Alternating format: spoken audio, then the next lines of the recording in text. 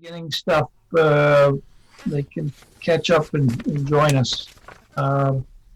So I'm going to call our select board meeting of January 12th to order. And the first item is approval of the agenda. So moved. Second. Moved and seconded. I'll call note that item 8 is deleted. It's going to be moved to the January 26th. Item number 7 caption is misleading a little bit in that it's not about health and human services. There's a number of more infrastructure focused stuff.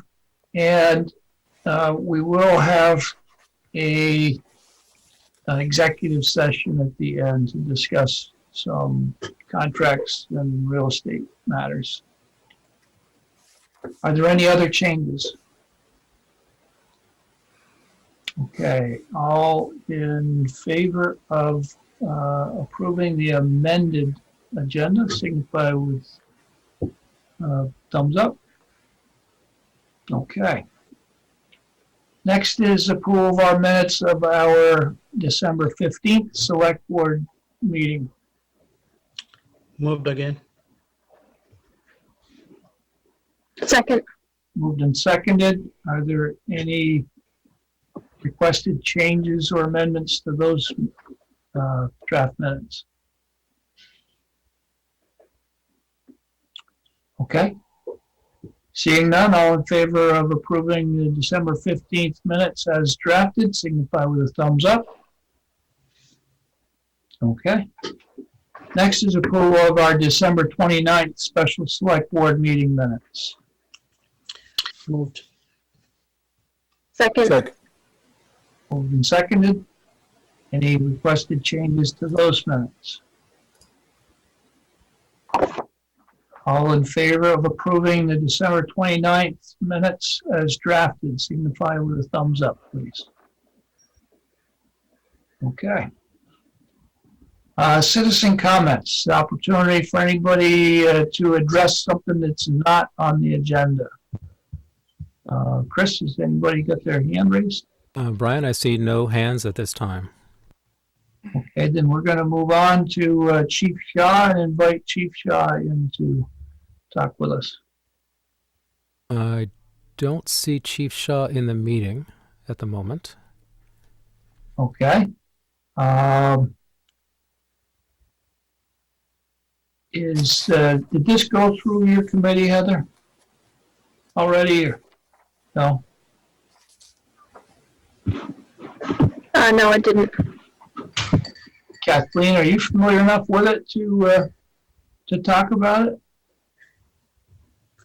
Or do we? I think we should wait for the chief. I'm going to try to text him. Okay. Oh, Brian? Jeffrey Carpenter is here. Perhaps he's going to pitch it. I think that's what he's doing. So let me swing him over to panelist mode.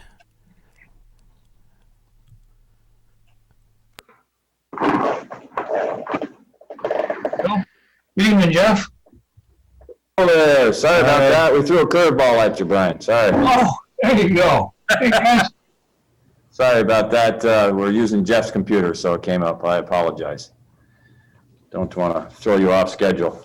So we're in front of you tonight seeking a sole source purchase order for the Knox Corporation out of Arizona in regards to our secure key program we have within the fire department.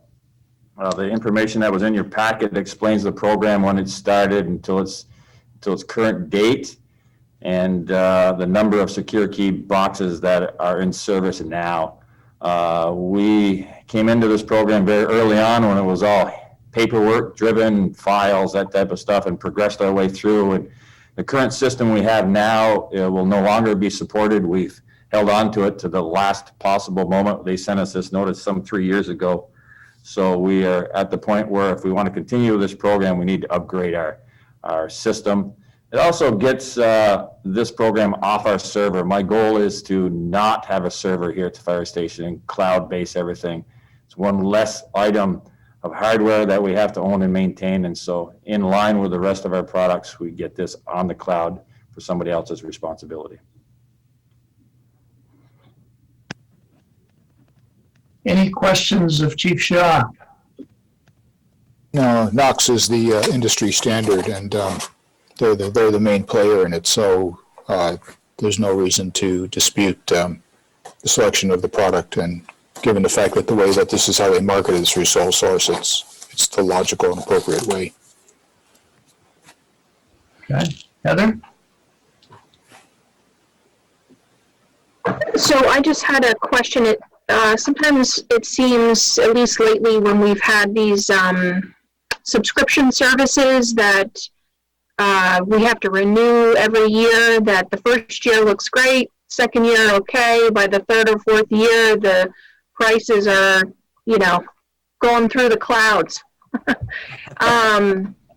Do we have any way, do they offer any, if we guarantee 5 years, a consistent rate?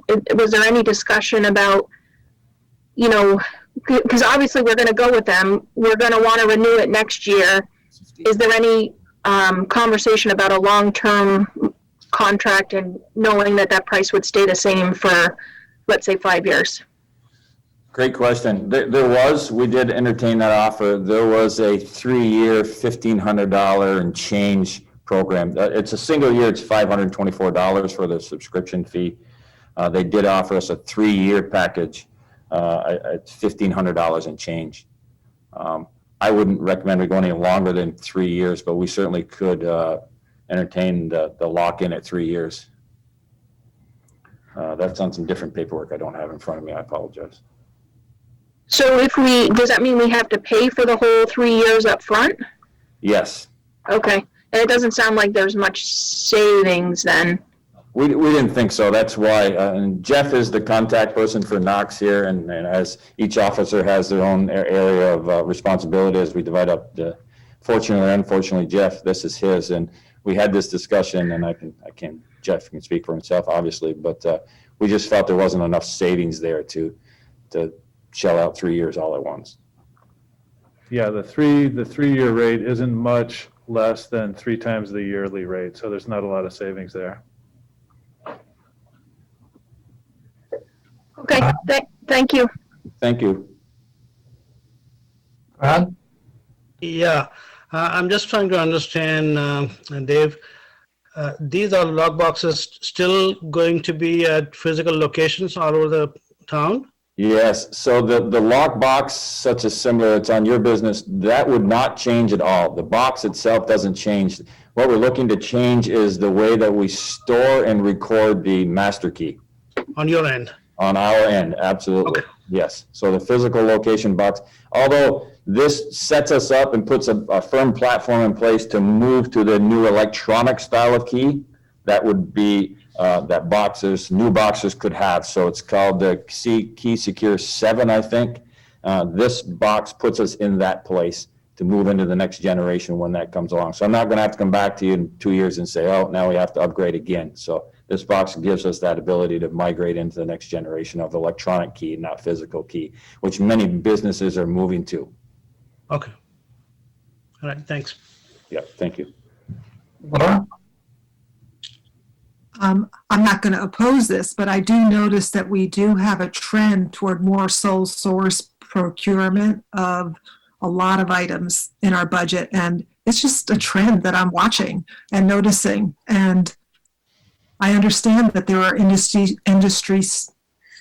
experts, or standards, but it's really hard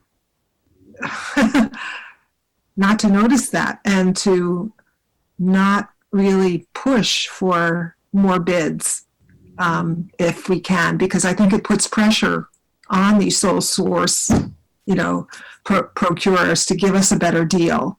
And we watch that with insurance, so I think it's just something I want to note for the future as a trend.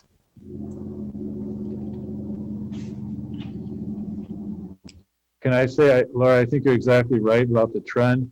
This is kind of a particular case, though, because notice if we change vendors, we'd have to go to all 225 locations and change the boxes, too. And that would be extremely costly. Mm-hmm. Yeah, like I said, I'm not trying to change it for this one. I've been watching it in recent meetings. Unfortunately, it is a trend in so many proprietary products, especially as the technologies keep going up and up. And you're right, you get boxed into it, but I see it in so many segments. However, this once again, these are the main guys. And really, I can't even think of who's a solid competitor that can match them. And Jeff brought up a valid point. So, unfortunately, sometimes they just have us. So we just have to watch that and be extra cautious. So I'm ready to move the motion if you want. Great. So I move that we approve the fire department's request to purchase for key secure 6 key holders from the Knox Box Corporation under the sole source purchases exception to the town purchasing policy for a total cost of $4,950. Second. Moved and seconded. Are there any questions or comments? Outstanding here. Okay. And all in favor signify with a thumbs up. Okay. Dave and Jeff, thank you for joining us this evening. I don't remember if you're coming back later, but Yeah, I'll be back later. okay, I thought so. Yeah. We'll see you then. Chris, could you bring Chris Cioli in with us here?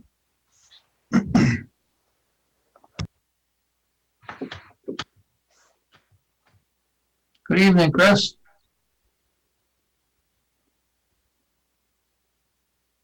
Am I connected? Yeah, you're connected. We Okay. don't have video, but we've got good voice. Okay. Oh, There, video loaded. Good evening. good evening. So you're here to request the approval of technical assistance application for a shade tree preservation plan? Correct. A letter of support from the select board for this shade tree preservation plan to get accepted by the state. It's an evolving thing that's come about because of the new tree warden statutes. They've made more detailed descriptions of some things and lessened others. So now not every tree in the town right-of-ways fall into under the tree warden statutes. And if you want a specific tree to fall under this tree warden statutes, it has to be pointed out in this shade tree preservation plan. Along with, it helps, the shade tree preservation plan will basically be a template for the town for the care of the urban trees.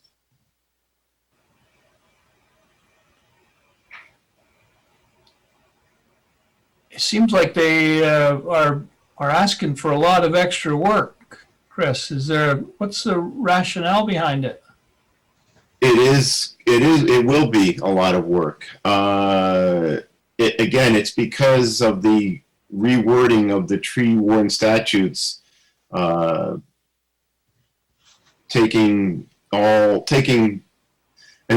a tree, it can be documented that it was planted by the town, it no longer falls under the tree warden statutes. So there's no, it's an evolving thing because of the rewording of the tree warden statute. So I don't have all of the answers to all the questions that you might have. But it does clarify what trees will in the town be considered under the tree warden statutes. Okay. And you have, I know you have a very active and involved committee. You have no problems getting the hours to match? Some of that will need to come from town officials too, but yes, Yeah. we have a commitment from our tree committee. Yeah.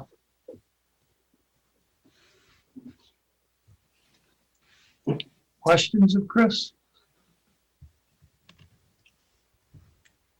It's not an absolute that we go ahead with it. It's just we might hope to get accepted by this program to help us form this plan. Yeah.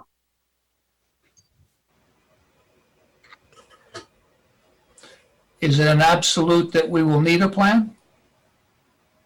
No. That's their choice. No, it is the select board's choice. If you do not go ahead with a plan, then only the trees that are documentable that the town planted will be under the tree warden statutes. Okay. And how good is our Documentation. documentation on that? Probably not that great. Some more recent, good. Yeah. But I would assume a lot of the trees in the town green, we can't claim as falling under the tree warden statutes. Yeah. This is also, it will be a guide for future tree wardens of the town of Middlebury. Yeah. And by doing this, then we would bring those, like all of those trees in our downtown underneath the statute. If we so desire that, we have to specify, designate which trees we want in the public right of way to fall under the tree warden statutes. Okay. The person who I contact to get my information from is more than happy to talk further about this with any of you.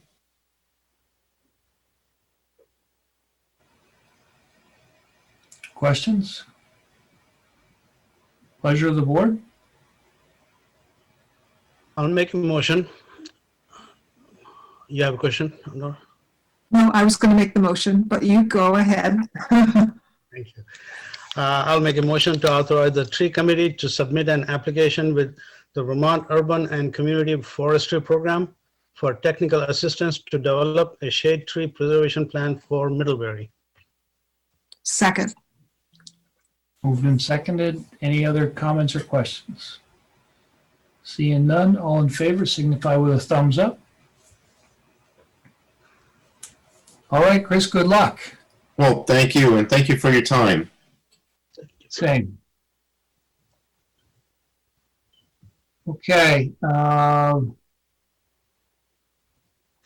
We have an ash tree management grant agreement with the Vermont Department of Forest Parks and Recreation, and on October 27th, we approved the submission of a supporting Vermont municipalities through ash tree management grant applications seeking $13,820 in state funds toward an estimated total project cost of $28,473 to support the town's ash tree management plan. The grant agreement before the board for approval awards the town $10,000 toward the project.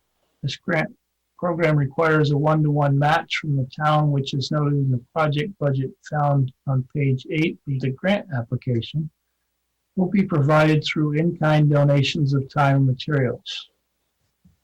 Approving the grant agreement affirms the board's commitment to the in-kind match.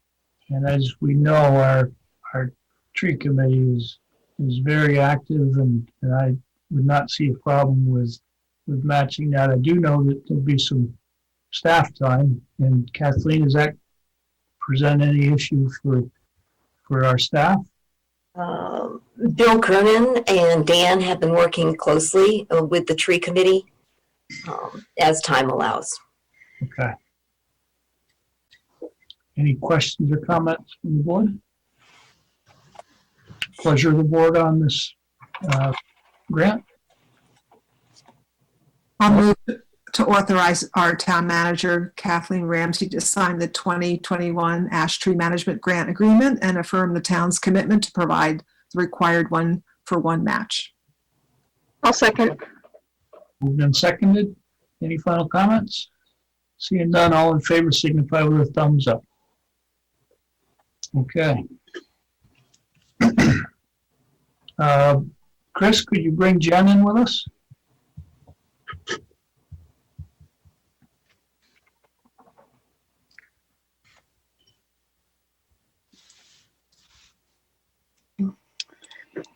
Good evening, Jen.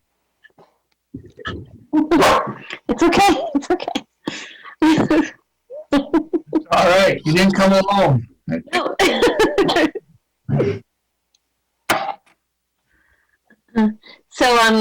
Yeah, tonight I have two different grant agreements before you for your authorization. The first is for the most recent municipal planning grant. We got the grant for doing some promotion, branding, marketing work in downtown. So I'll be working with Karen on that. Just need you to authorize the grant agreement for that and the town match. I'm here to answer any questions that you have about that scope of work. When we submitted that, we identified, we had that match in our budget, right? Yep. Yeah. Any questions? Pleasure of the board on this? I move to authorize Town Manager Kathleen Ramsey to sign the grant agreement for the 2021 Municipal Planning Grant Program to develop marketing and branding materials for promoting downtown Middlebury. Second. Moved and seconded. Any questions or comments? Seeing none, all in favor with a thumbs up? That's actually very exciting because maybe that'll help start drawing and pulling us together. And it's just in time for us to be ready as we close down our construction projects downtown. Yep. And our downtown master plan, we got so much input from that. I hope to be the input queen that remembers what everyone said. Combine that with Karen's expertise and that of a consultant. It should be fun. That'd be great, yeah. Okay, and 7C, Jen? Yep, 7C is the municipal planning grant from last year. It got a little delayed with COVID, and happily the state is granting extensions to the schedule. So that will allow us to send out an RFP in the next month or so and be able to hire a consultant. It extends our grant deadline from May of 2021 to September of 2021. So that'll buy us a little bit of wiggle room with a consultant because a lot of them are making up backlogs, much as contractors are right now. Any questions on this? Now, this one is really good because the whole time I've been on the board, I've been hearing housing issues or concerns with that. So this looks like a step in a positive direction to address what is a kind of a dire need in town. So definitely all for this one. Absolutely. And the Planning Commission is excited about it too. We met with Addison County Community Trust last Thursday talking about their view on affordable housing needs, and they agree with us that this neighborhood development area designation, this NDA designation from the state, is a really good thing. But we need to make some changes to our zoning to qualify for it. So this will allow us to get that. And then we'll be able to incentivize developers, building things in Middlebury because it gives them a break on Act 250 fees and state wastewater fees. So I'm excited about the possibility. Well, and this goes back to what we really were talking about, even with the master plan, was to reduce risk to the developers. So it's a clear roadmap for them to follow and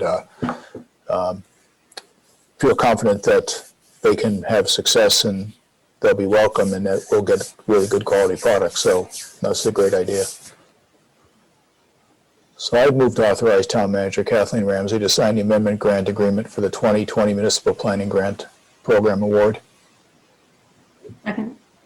Moved and seconded. Any other comments? All in favor, signify with a thumbs up. Okay, thank you, Jen. Thank you. Yeah, 8, we're pushing to January 26th. That brings us to 9, advancing race equity and inclusion. We have a proposal before us from Tabitha Moore and Lisa Ryan to work with the Select Board and Middlebury Police Department toward building capacity to engage the community on issues regarding diversity, equity, and inclusion. The proposed cost of this engagement, whose duration will be decided upon by mutual agreement, is $32,000. In December 23rd correspondence to the board, Kathleen offered the following guidance on how the cost for this work could be spread out over multiple budget years should the board decide to move forward with it. Lisa Ryan and Tabitha Moore submitted a comprehensive proposal. And given the scope, complexity, and time-consuming nature of this work, it could be spread out over 15 months, May, June of 2021 to August, September of 2022, more effectively spanning 3 fiscal years, FY21, current fiscal year, July 1 to 2020 to June 30th, 2021, FY22, July 2nd, 2021 to June 30th, 2022, and FY23, July 1st, 2022 to June 30th of 2023, which would make the expense more manageable from a budgetary perspective. And I talked to Kathleen on this last week, and if it was done that way, then the money is already in the budget that would cover this, the way the budget is currently drafted. Kathleen, Just before you go on, just wanted to make a note that Lindsay reached out and suggested that we work with Elisa and Tabitha to obtain a more detailed proposal. And given our desire to spread it out over 15 to 18 months, tie the more detailed proposal with a schedule. And so we have reached out to Tabitha and Lisa to work with them on that. so would you like to hold off on this? I think it would be good to hear if the board is supportive of this and perhaps have a motion to let me negotiate further with Lisa and Tabitha. All right. There's also some potential funding from the, Kathleen reached out to the Vermont Community Foundation, and there's Jennifer Barrett suggested 2 VCF programs, nonprofit capacity building and Spark Connecting Community as potential sources. Those windows are coming up in the next 30 days. And so it would probably be also helpful for Kathleen to know if we were going to move forward with this particular proposal. So I will open it up for board discussion at this point. Farhad? Yeah, I had the same question like Lindsay had. I wanted to get a breakdown of how that $32,000 are going to be accounted for. How many man hours they're using, how many people are involved. Is it just Tabitha and Ryan, Lisa Ryan, or are there other people? And I don't think we have any comparison to this amount with any other agencies or resources. We have not reached out to anybody else, right? Or we haven't heard from anybody? No. Just a slight note that I did do some research with the Peace and Justice Center of Vermont about some workshops and such. And they have a complete list of what they provide their services for on their website. Okay, my only challenge is I think we're finally moving forward with this, but I just don't know that amount, that $32,000 amount. I don't know If it's a fair number or not, I don't know. That's why I'm asking this.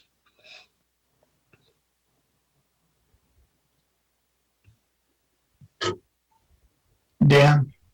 I agree with what we're talking about doing with the contract and everything like that. But again, I'd like to say what I did the last meeting, and that is, before I came on the board, I talked to all of you and talked about board work and time and what we do and how we spend our time.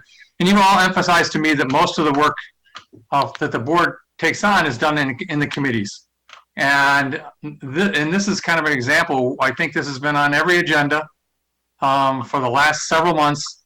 And we're the ones that are trying to hash this out here in a board meeting when we've got 2.5 more hours of a board meeting to go. And I don't think this is the place to do it. And I'd like to, again, recommend that we establish a committee that works for the board that takes this under. So we can move forward. There's things we could probably do before we get these people to help us. So just to jump onto that, Dan, perhaps a short but intense working group effort like we did with the Middlebury Regional EMS with a couple of members of the select board getting together to review this proposal and make a recommendation to the board might be a path forward. I think that would be certainly a way to start. I think that's getting it off a top dead center. Thank you. Yes. I recommend Lindsay. Can I ask a clarifying question? Dan, are you saying what Kathleen is saying, or are you additionally saying you're looking for a working group to actually do the work with Tabitha and Lisa? Well, I think they'll have to evolve. I think that the working group certainly can be the ones that start working with Tabitha and getting this contract done. But I think the working group could also quantify what we think we might be other things that we need to do and possibly become a committee or just stay as a working group. But we need to be moving. Okay.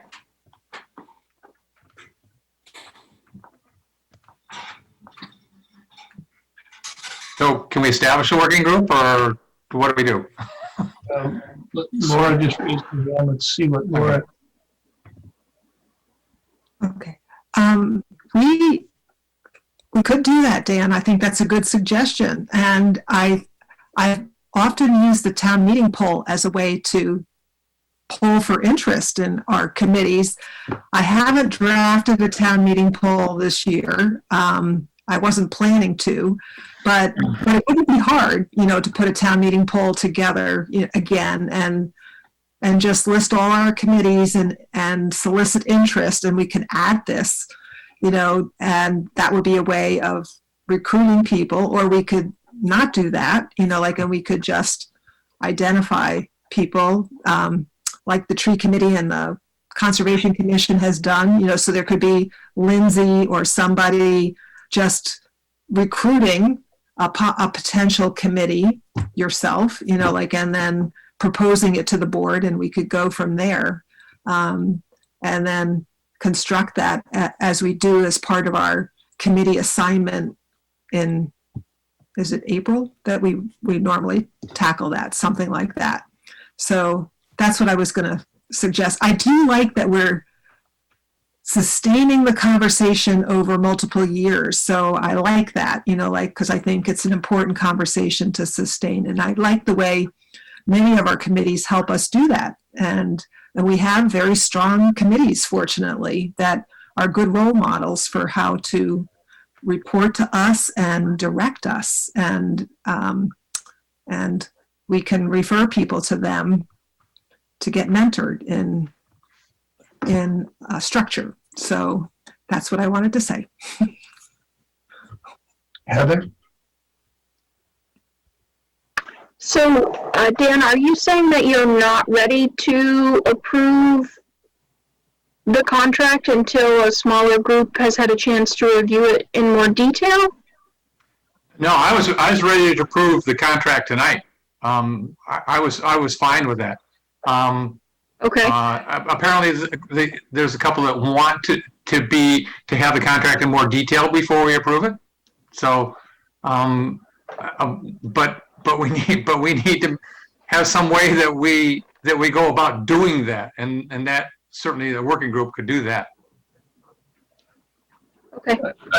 Go ahead. Oh, I was just going to say, I did ask Kathleen for more of a breakdown from Tabitha and Lisa, but I am prepared to move it along tonight. It was more, I haven't looked at a lot of these consultancy things unless it was an actual building or something. So I really just wanted to see a breakdown, and also just so people know that we did that due diligence. I suspect, looking over the proposal and having worked with, having met some people who do this kind of work, the background work, the information gathering, this is going to be a very labor intensive project for these two consultants. So my best guess is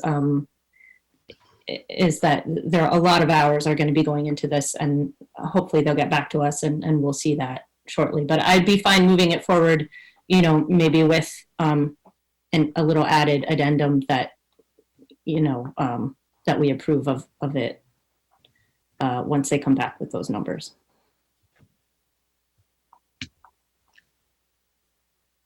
Yeah, I think if the board wanted to approve it, it could be subject to satisfactory breakout to our town manager. I don't think we necessarily have to form a committee or even a working group if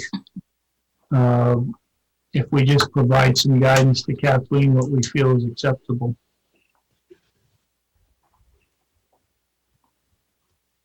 Lindsay? Yeah, I mean, I do think there's some benefit to what Dan was saying, and as I was reading through everything, I was also thinking about the fact that at our last meeting or the meeting before, we had talked about a working group or a committee, and I think it, as we've seen from a number of our committees that have really moved things forward, it's a designated group that can stay on it, maybe when some of us get busy. I certainly think we should all be participating. And another benefit I could see of additionally forming a committee, not instead of this plan, is that there's that continuity. If some of us leave, if people rotate off the board or new people come on during that, during that time period, then there's still a core group of people who have been there for everything. So I'd be in favor of both. I think I'm misunderstanding. I understood the working group was to try to narrow this up and get a plan going forward, but if this is our plan, you're saying the working group to actually be the ones leading the effort, or?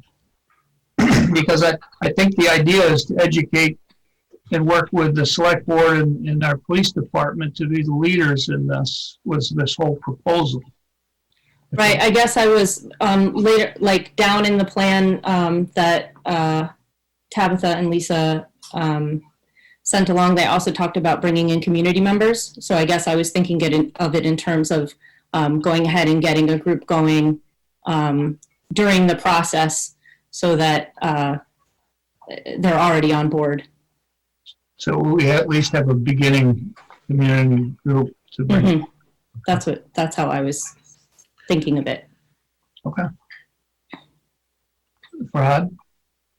Yeah, I think Dan's point is if we have a working group, they will get to do all the research and digging into it, so we don't have to be in a select board meeting trying to figure out making a decision like this without too much of an information.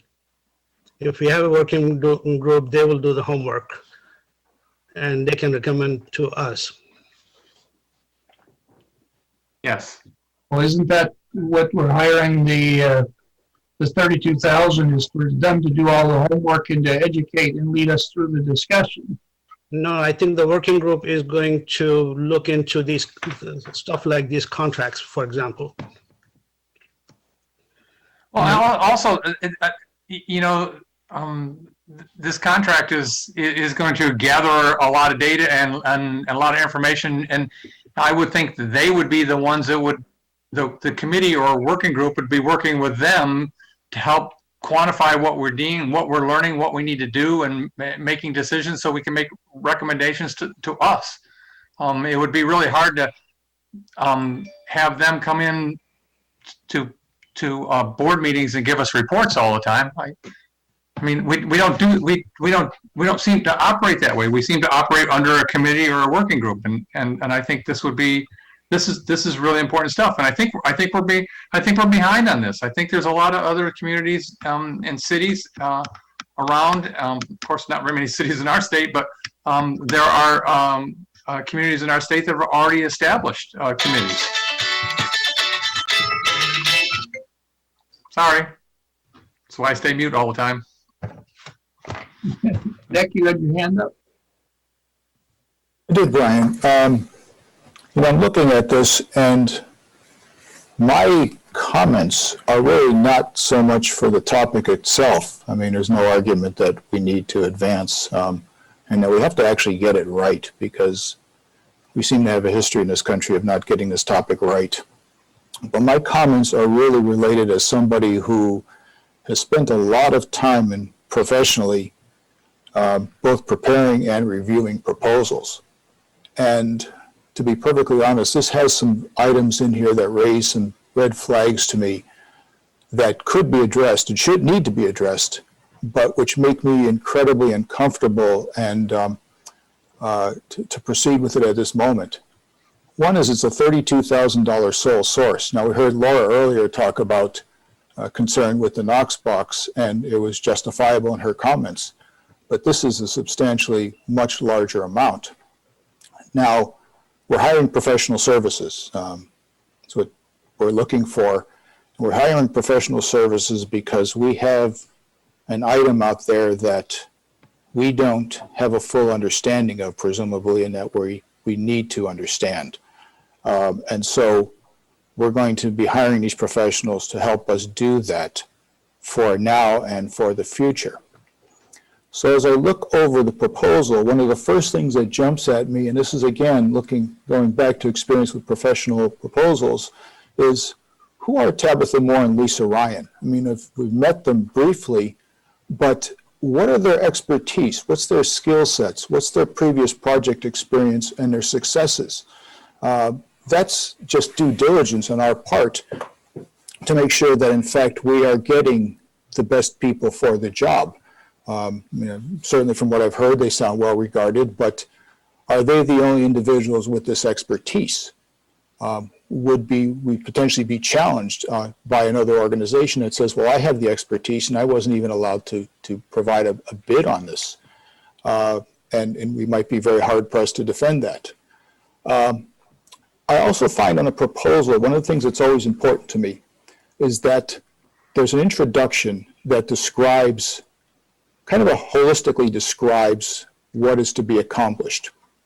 And that's always important from the perspective of, to make sure that one, I as the client, in the case, have properly expressed what it is I want the professional to provide. And then secondarily, to make sure that the professionals understand that, so that we're starting off on the same direction. There's not confusion as to which way we're going, which can ultimately lead to a failed project if we don't get that right. So I'd like to see something on that. I'd like a clarification of the goals, and that becomes something where this working group has potentially a strong benefit, because that's going to once again establish what do we expect to come out of this, and what are the variables that could change the direction we go and send us in another direction. I'd like to see an outline of a methodology. How are we going to get to these goals, and what are the different tasks? And they did make some mention of different steps that they would take, but I feel as though they were pretty soft on description, so that I couldn't really determine as I looked at it if these different tasks were goal or objective oriented and how they fit into that process. What are the benchmarks and the checkpoints along the way to make sure that we're on course, and how we would shift if we realize that maybe in fact some of the initial assumptions we made were incorrect and we needed to go a different direction to achieve the ultimate success? What are the ongoing and future efforts that are likely to follow through this? And then Fahad mentioned actually the costs. I'd be looking for each of those tasks. What's a unit cost? What do each of those tasks cost? And so that we can also track to see if in fact it's conceivable that one of those tasks may require more time than what they had expected, but we would want to make sure we can compensate them properly, or in some cases it may be less than what was expected, and we should obviously see the benefit of that as well. They mentioned in their stipends and other expenses, so it's not necessarily solely $32,000. This could balloon, and I'd like to know what are the factors that would cause it to balloon, and how much could it balloon? I mean, I would hate to be well into this thing and suddenly find out we're going to be asked to pony up another $10,000, $12,000, $20,000. That would just not be responsible. So while fundamentally I agree we have to proceed, I think we would be in error, and quite honestly, I'd be irresponsible to the taxpayers who are ultimately paying for this. And I can see my phone ringing off the hook tomorrow if I agreed to something without all these details. So while we have to move forward, to me, it's premature. And quite honestly, this number was higher than I had originally expected for what I thought we were asking for. So I think we have to make sure that we are quite clear on that. So once again, it may end up leading to a competitive tender scenario, or we may say, no, these are the professionals. They have demonstrated the skill sets, the expertise, and the track record that we would be foolish to go with somebody else. So those are my comments on it from a business proposal perspective, and I think as responsible caretakers of the taxpayers' money, so that we get the right product. Over.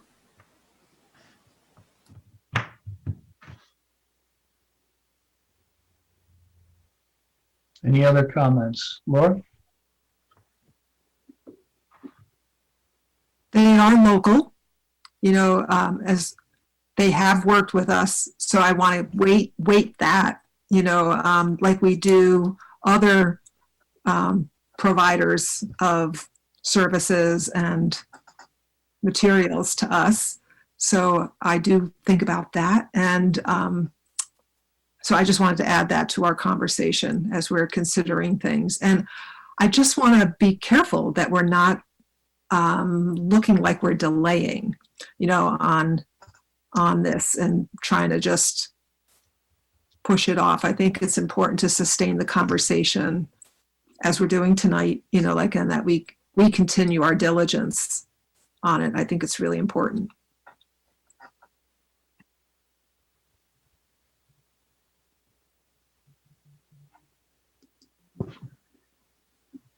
Nick?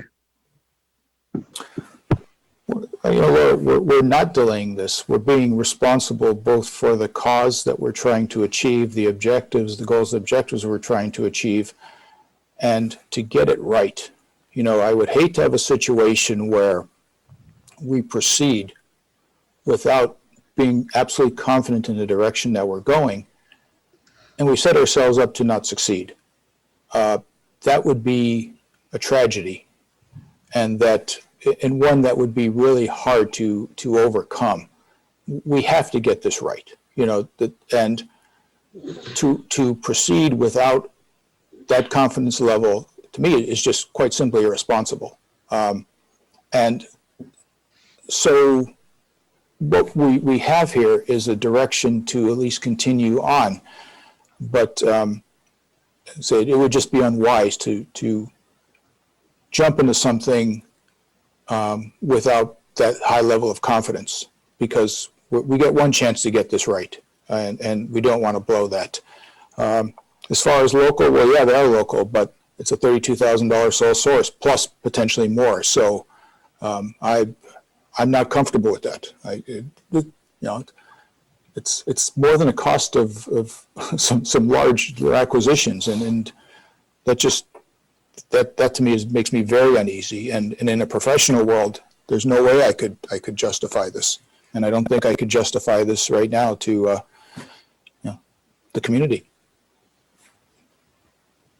I'm not saying that we accept this. I'm just saying that it speaks to, I think, what Dan was saying in terms of the importance of having a committee. That is a strong immediate action that we could take, and it's one that'll happen pretty quickly, could happen very quickly with our authorization.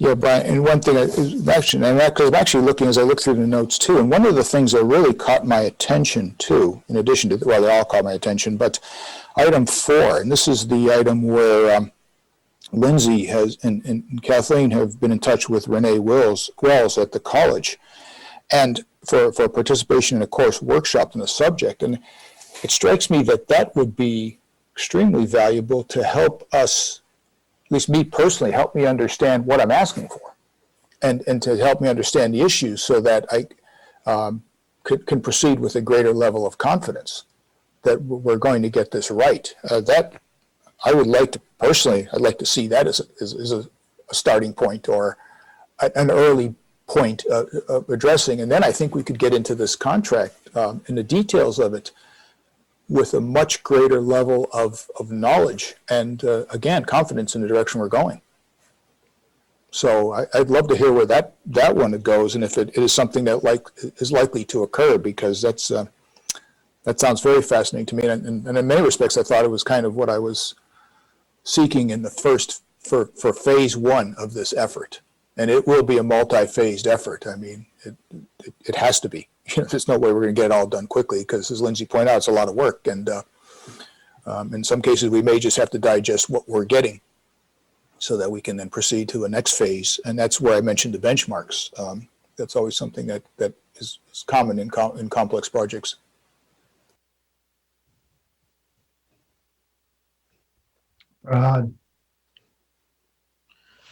I think Dan's point is the most important point to me in this conversation is forming a working group. I think we should start that process today, regardless we accept this proposal today or 2 weeks from now. But working group is the most essential thing for us to do. Lindsay? I'd be comfortable with that moving forward with the working group and putting this back on for 2 weeks from now. In the meantime, we could probably check with the Peace and Justice Center to find out if a similar scope of work could happen with some of their facilitators and see if they'd be willing to put together a proposal. Or, we could also check with Renee Wells and see if she thinks that this is if this, sticker price is within the realm of what's normal. I mean, something that's really difficult for us is that we don't have a lot of options here. It's like buying, specialized equipment. Sometimes there's only one person who makes it, one company that makes it, and that's who we have to go with. We don't have, if we were in New York City, we'd have a lot of options, and we don't. And I really appreciated that they came well recommended by the police department and members of our community who have done this kind of work. So to me, I feel very comfortable with them, but it doesn't hurt to, of course, make sure we're being responsible to the taxpayers. So would you and Dan be willing to be on that group? I would, sure. I think we should start right now, and maybe make you and Dan responsible for recruiting 3 more people at least. Okay, I'm as long as Lindsay's there, I'm okay. Okay. Because I'm an older white guy novice, so I mean, so. You're an older white guy, she's a younger white woman, so that's fine. Yes. She lives with this more than I do. Nick? Well, what I wonder is, and I don't know if you have any idea, Lindsay, or if Renee would have an idea, is there an organization or an association to which people like Tabitha and Lisa or that profession belong to, participate in? As you say, there may not be a whole lot of choices. I'm not thoroughly convinced of that. Again, when I look at this number, there may be regionally other professionals who could do that. Now, certainly being local and having a relationship already is a strength, and that would be a factor to be considered in there. But, you know, we're not that far from Albany. We, you know, there are some Massachusetts cities that are not all that far. You know, possibly even Manchester, New Hampshire. I don't know. So I would like to, once again, I need to feel comfortable that these are the proper people to guide us to the right answer. And and I would say Renee would be one of those people that I would love to hear if she knows of other individuals that are in casting it a little further if we need to. Yeah, I do know of other organizations that do this kind of work. I know of an organization out of New Orleans that does this. I've attended one of their workshops. I think part of what we're running up against in this is work that people didn't want to do for a long time. You know, these are conversations that people didn't want to have. And so you're not going to see, I don't think, the kind of professional organizations that are, you know, that span the country. There's nowhere where you can, you know, pass an exam and get a membership card. You know, there's nothing like that. There are organizations sprinkled throughout the country, and we could certainly look to see if any of those are closer to us than New Orleans. You know, but I think mostly what you find is smaller organizations like the Peace and Justice Center or individual consultants who are doing this work in their area because nobody else is doing it. Laura? Lindsay, who's the person at the state level that was hired that is doing this work? Is that a resource for us? I can't think of the name of that person right now. Her name is Susanna Davis. I've heard a presentation by her, and she's great, but I do think she's pretty maxed out right now. Like, I don't think she has any capacity to work with individual towns. But she wouldn't know who to put us in touch with. Like, wouldn't that be part of her work right now in terms of what she's been hired for at the state level to do the equivalent work at the state level? And that we would just benefit from that because she may be referring the state to this kind of training. And so she has a cadre of, you know, people that she's referring for consultant work. Anyway, I don't know, but that was just another thought. We should reach out to her. So I'm going to say we've been brainstorming, and if the direction is to assign a working group this task, I don't think we need to continue this discussion far into the night. We've got a full agenda. Lindsay, would you be willing to lead it then? If you and Dan Farhad, are you willing to join them? Or I would love to. So if the three of you could be our working group, is there anybody else who had a burning desire to be on that working group? Then I would like to have the three of you review this with Tabitha as part of, you know, defining how that breakdown is and what we get, what are the objectives, specific objectives and goals, and how does that break out? But also try to compare, find out, talk to the college, do all the stuff that we brainstormed tonight. And then this will be on our agenda for the next meeting. And hopefully we can move forward in one direction or another and start what we've been trying to start, which is an education process in the group. Ryan, I know we're eager to move forward and we all want to move forward, but that's a big ask for having that all prepared for next Thursday. Next Thursday, is it? Well, next Thursday, we would have to have the packet together. To go out, and we have to advertise the agenda on Monday. Okay. So that's unattainable. So what's our next after that, Kathleen? We've got we have February 9th is our next meeting. That one's already packed too, right? But it's okay. We can get started. I guess get started and tell us when, give us when you've got the work done. I think we'll report to the timing based upon how your work comes together. That's what we'll do. Personally, I think that's wise. I don't think we need to set an arbitrary schedule. I think we need to let the schedule emerge as the task group does their work. Okay. You've had your break. We're on to Chief Hanley. Punish me.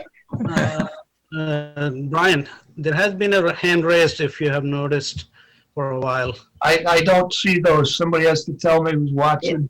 It's, Victoria. Victoria. Victoria?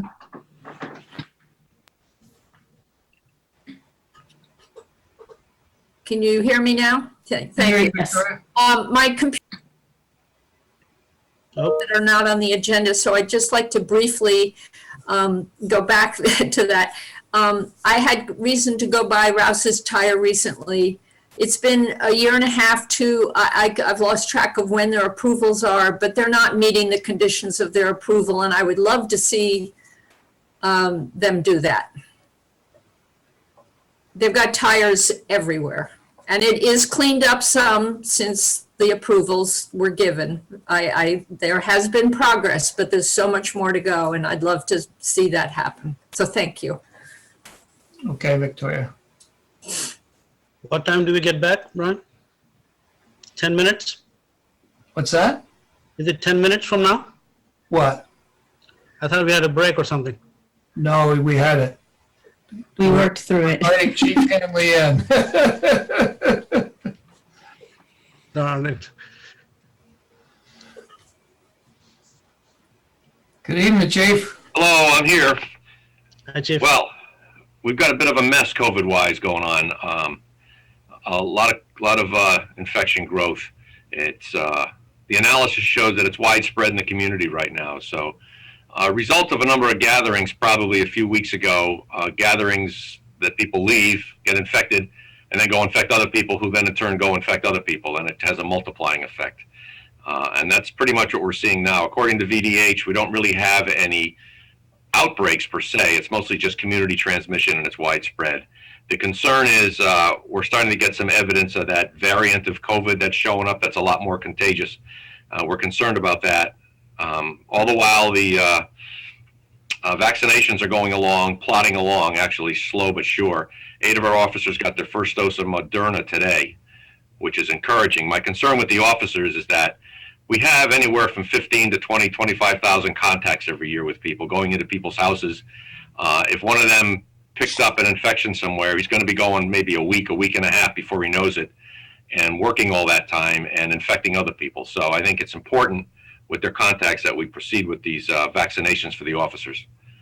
Unlike most other agencies that we do make a lot of personal contacts every day, all day, 24 hours a day. So anyway, the first group is gone. I suspect Thursday we'll get everybody else in, and then 28 days later we'll start the second dose. So far so good with that. Let's see, I don't know if you heard about this, but the Stamford, Vermont Selectboard voted to ignore the emergency order and invalidate it. They're a little town down on the Mass border. As bizarre as that sounds, when you look at the town's website about how concerned they are about COVID. But this is what we're facing. A little bit of a rebellious attitude right now in a lot of sectors. You saw that at the Capitol. It's a concern we have going forward on the 17th and the 21st, as well as the announcement today with Giuliani being have his honorary degree revoked. So we're preparing for all kinds of protest stuff with that if there is any. So far, so good, none with that. Anyway, the outreach we're doing now is just focusing on the whole issue of contact tracing. There's a lot of paranoia, and I've heard from contact tracers that they're not getting a lot of cooperation. People are afraid they're either going to get arrested or something's going to happen. So we try to assuage some of those myths that they're not going to get arrested. And if it's a personal issue, a personal reason, they don't want to divulge, everything is held in confidence. One of the complaints I've had is nobody knows where these infections are occurring. And I said, we don't know either. This is all HIPAA stuff, and we're not told any of that. We just tell people, just assume everybody's got it, take your protective measures, and keep your hands clean and that sort of thing, and you'll get through this. And hopefully we can start seeing a decline now that we're out of the holidays. Lindsay. Yeah, no, I was reading through your report earlier, Chief Hanley, and I'm just wondering, do you feel like the open testing that we're doing with the community is sufficient, or should we be doing something to encourage more people to go get tested? Yeah, we are really encouraging people to get tested, especially if you were at a gathering and you don't want to tell anybody you're afraid you're going to get arrested. Tell you and everybody else there to go get tested. We are getting a lot of people tested right now. They're almost near capacity as far as how many they can test, which is good because it's brought the positivity rate down below the concern. It's at 2.7%. That's because so many people are getting tested and tested negative, which is good. So yeah, and we just encourage people to get their tests. Heather. Chief Hanley, I'm sure you've already thought of this, but I just heard of minor but some symptoms after the second dose, and just hope that you'll space your officers out a little for that second dose, just in case they experience some symptoms. And so I know you're running such a tight schedule right now. If 8 officers all got the same dose and had some minor, does that affect our coverage? Just consider spacing it out maybe a little bit more if you have the capacity to.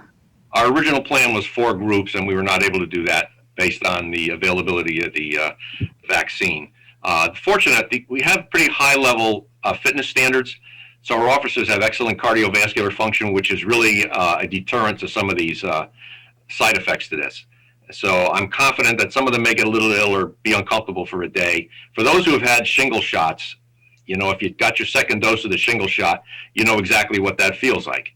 It's a little malaise, a headache, you get some chills, and the next morning you wake up and you're fine.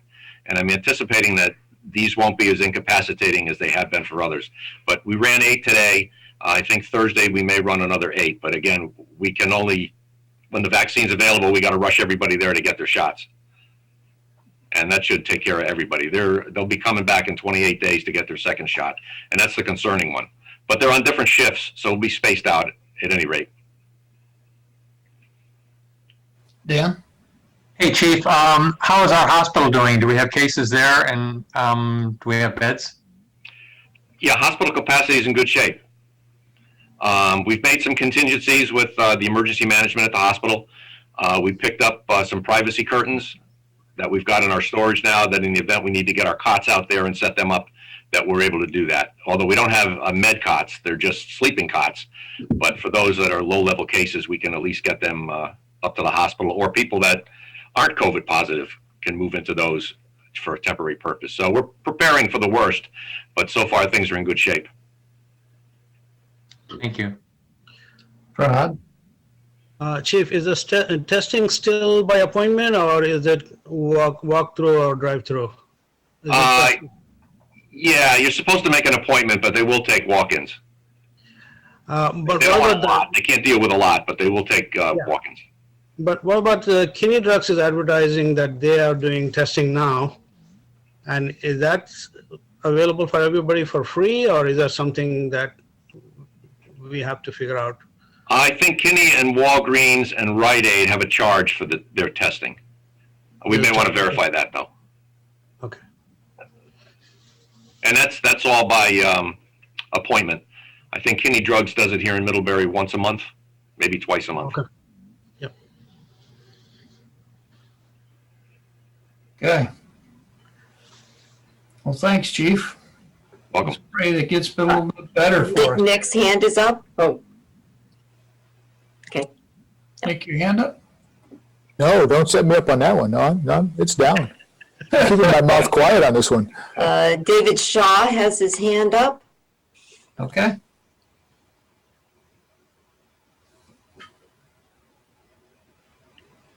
Hello. Hey, Dave. Back again like a bad penny. Just want to give you a little update on the fire service side of the COVID shots. We're just released out of the state today with the rosters. We will start vaccination on Thursday. It's rather complicated because we have to protect operators. You know, I can't take all aerial operators up there and get them vaccinated due to the side effect thing. 339 Addison County firefighters are eligible for the shots, so it's put a strain on the system through Porter. So we're trying to spread that out over 3 days. I'm not sure how they're going to vaccinate 58 police officers in Addison County and 339 firefighters all in 3 days, but that is the program rolling forward. And we hopefully will have everybody through by the end of next week. And there's a lot of hope in that, not a lot of facts. So there has been some side effect issues that we were warned of today. So can't force anybody to take the shot, but we've had some exposure issues within our department due to providing services, and many of our members are anxious to get the shot and protect themselves and more or less protect their family. That's really what they're concerned about. Thank you. Chief, question on that. Chief Shaw talked about the number. I mean, we used to vaccinate our whole division in a couple days, getting out the door, 10,000 people getting shots. Why is it that, what's the huge holdup with why we're not getting more people vaccinated? A part is the supply, which is sluggish. The other problem is the very short shelf life. In some areas, they've gotten the vaccine. The people didn't show up like they were supposed to get vaccinated, and they were just shopping it around to vaccinate anybody who walked in the door. That has been a real problem. Once they got the vaccine, it's got to be injected. It can't sit around and put back in the refrigerator, and that's been one of the big issues. So if you have an appointment to go get your shot, go get your shot. Otherwise, they'll find somebody in the hospital somewhere and offer them a shot. They don't want to throw any of it out. That's great. Yeah.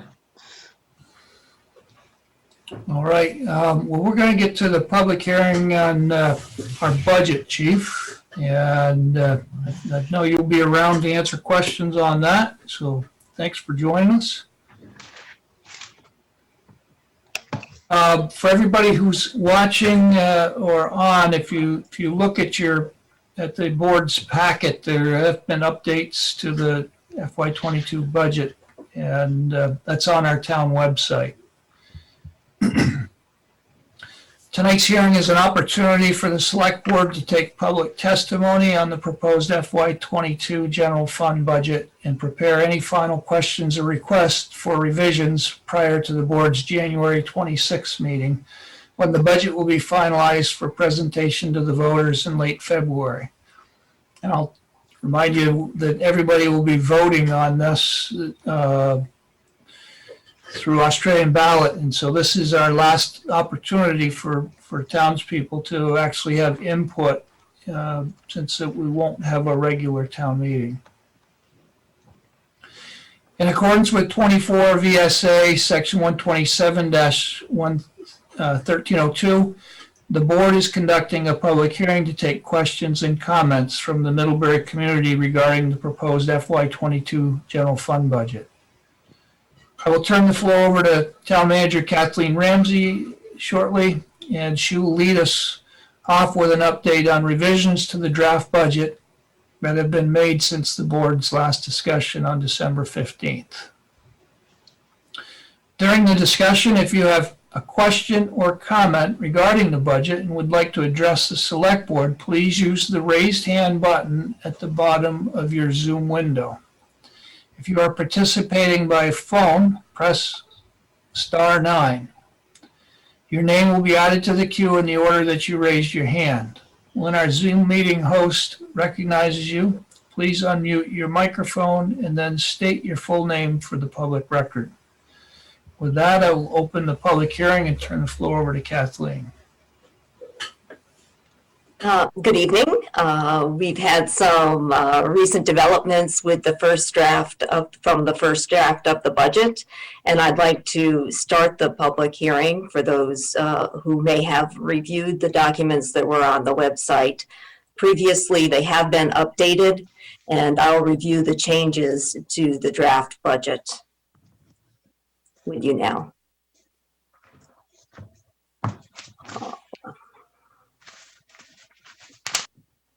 Of course. Let me see if I can help from here, Kathleen. There we go.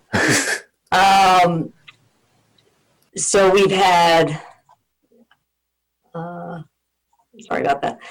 I learned today that, I'll just go right down through this, the changes from the first draft of the budget.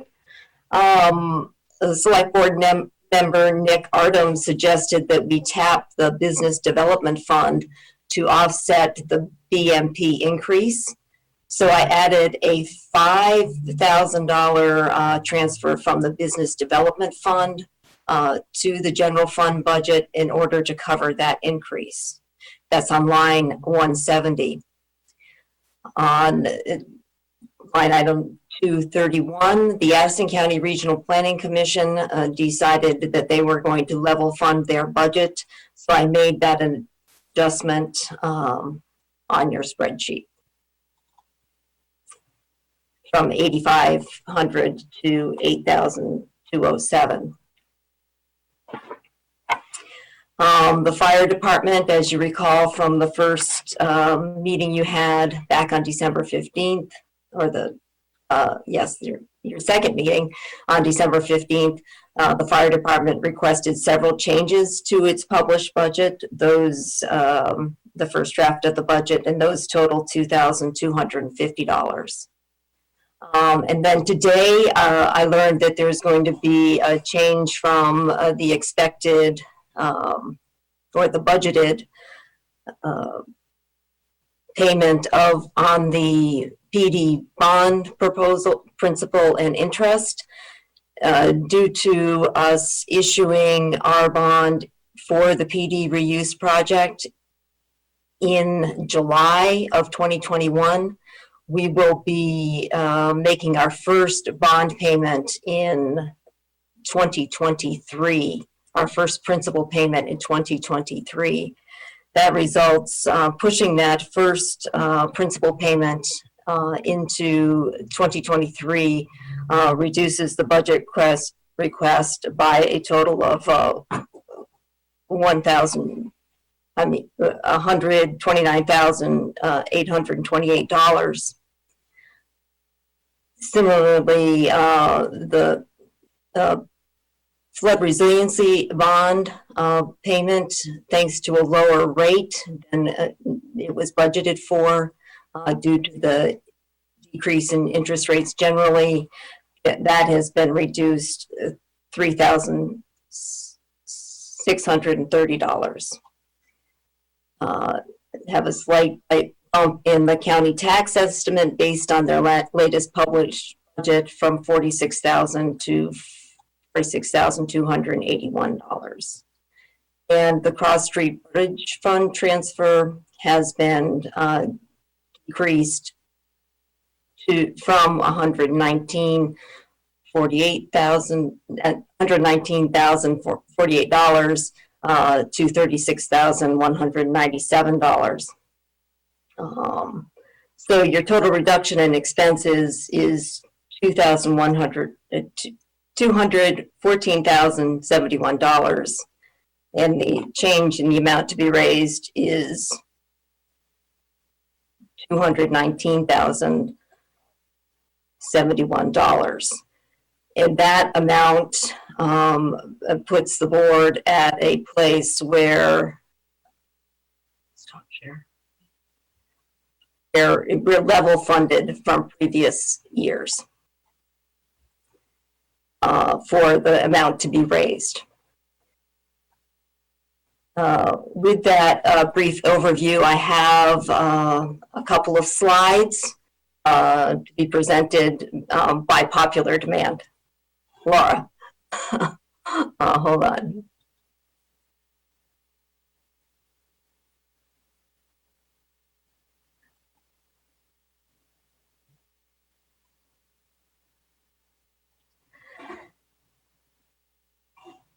So with that level funding, the amount to be raised, with those changes, we're looking at a negligible change in the tax rate, basically due to a minor change in the grant list.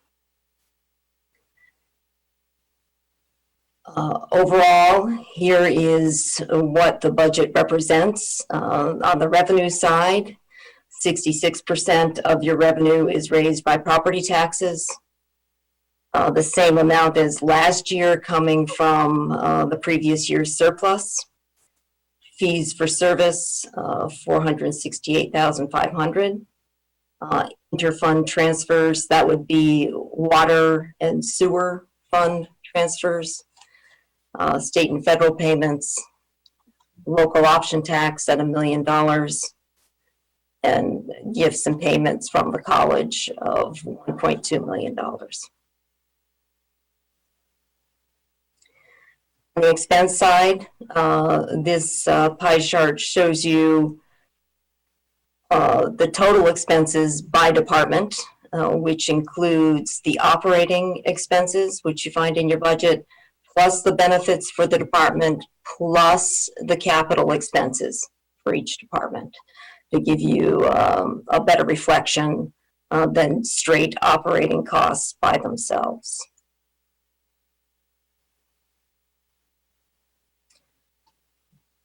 The capital budget breakdown by department, you see that the lion's share is for Public Works.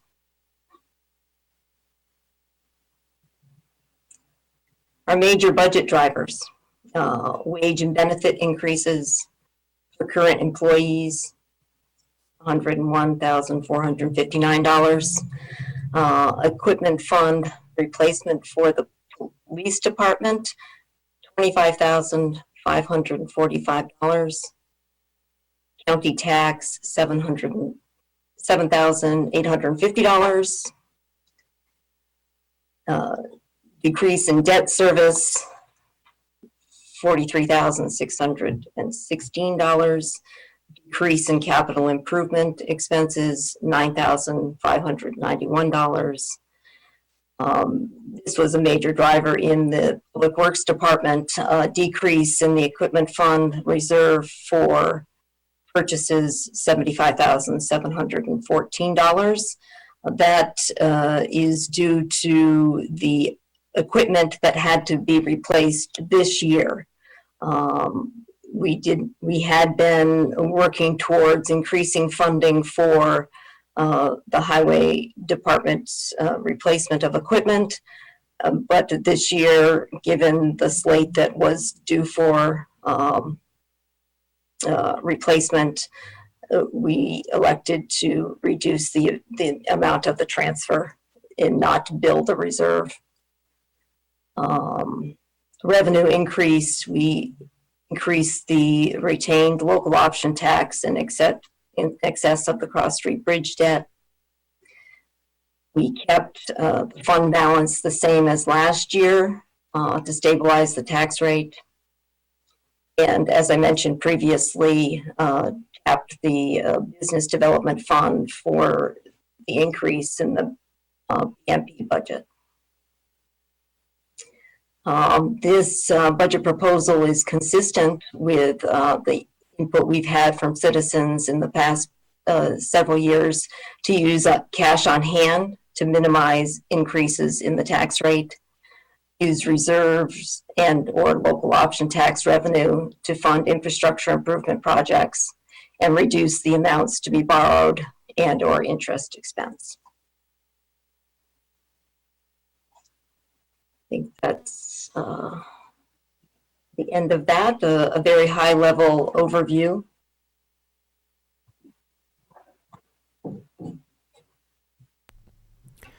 I'm watching the hands. Yeah, Brian, we have a hand up from Victoria DeWind. Yep. Go ahead, Victoria. Hi, thank you.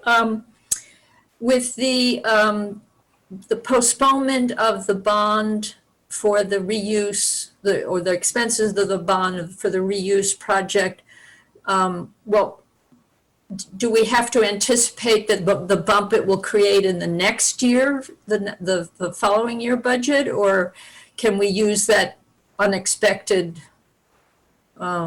reduction creatively somewhere else? So in my multi-year planning for the Cross Street Bridge Fund, we're planning to use the local option tax to offset that increase next year. So I don't know if that answers your question. Okay, so even though it's delayed, it's being anticipated, and yes. Okay. I didn't know if it was going to create a problem in the next go round. No, I think that the issue will be is exactly what you're pointing out, Victoria, that although we're enjoying this this reduction in the budget this year, we will see it next year. But in theory, the Cross Street Bridge excess funds will be able to cover that. Yes. Thank you. Kathleen, is that true? It's going to be, I think we're projecting it will be a penny or two, right? On the tax rate? On the tax rate, because that was what we were projecting this year. So the tax rate for budget draft 1 was, we anticipated an increase of 2.25 cents, give or take. The proposal before you tonight is for no tax rate increase.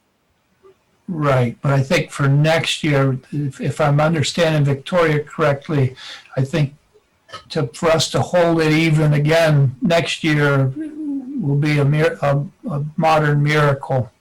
I don't think that's obtainable. That's okay. That's what I was. Yeah.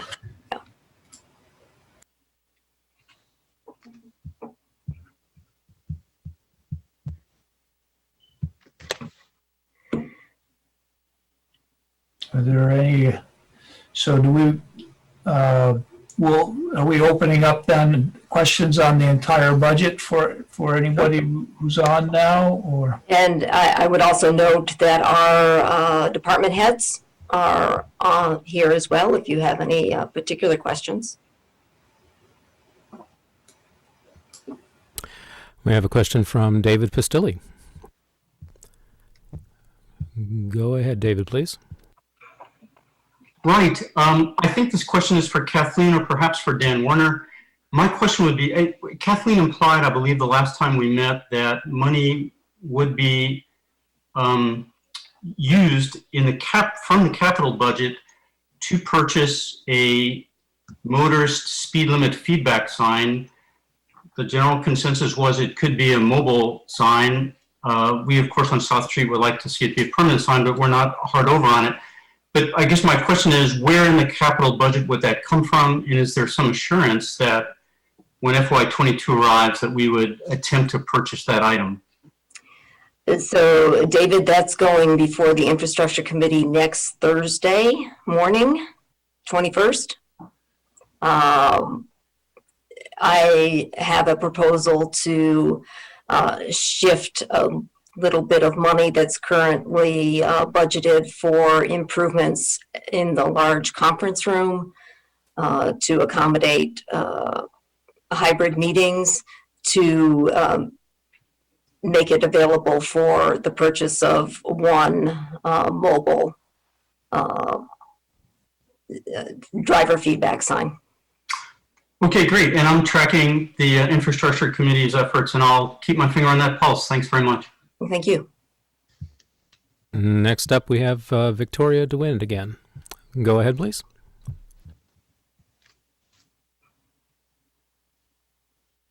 Hi. Oh, there it is. In the capital improvements budget, I saw for the public works, a site plan, starting some funding for that. I was wondering what that project is. Victoria, that project is taking a look at the possibility of relocating the public works building to another site. Off of Route 7 or a totally different site? What would happen to the old, I think our current thinking now is that we would sell that site. So are there sites being investigated, or is it even before that in the process? You're looking at a particular site off Boardman Street. Oh, okay. And the plan for paving gravel roads is being reactivated, looks like? I do not see Dan on the call. Heather, can you reply to that? I'm sorry. Can I come back to it? Can I have a couple of minutes to just go refresh my brain on that and come back to that question? Would that be all right? Sure. I had questions about the ambulance request. I can talk about it more during their part of your agenda or ask now. But I am curious, this is another one-time, one-year request, or is it back to their ongoing request they made last year? They have requested the same amount that they requested last year. But as a one-year request? The recommendation is from the working group, the Middlebury Regional EMS working group of the Select Board, was to grant that request for one additional year. Okay, yeah. Heather, you ready? Yes. I apologize, Victoria, that I wasn't more prepared. No, that's fine.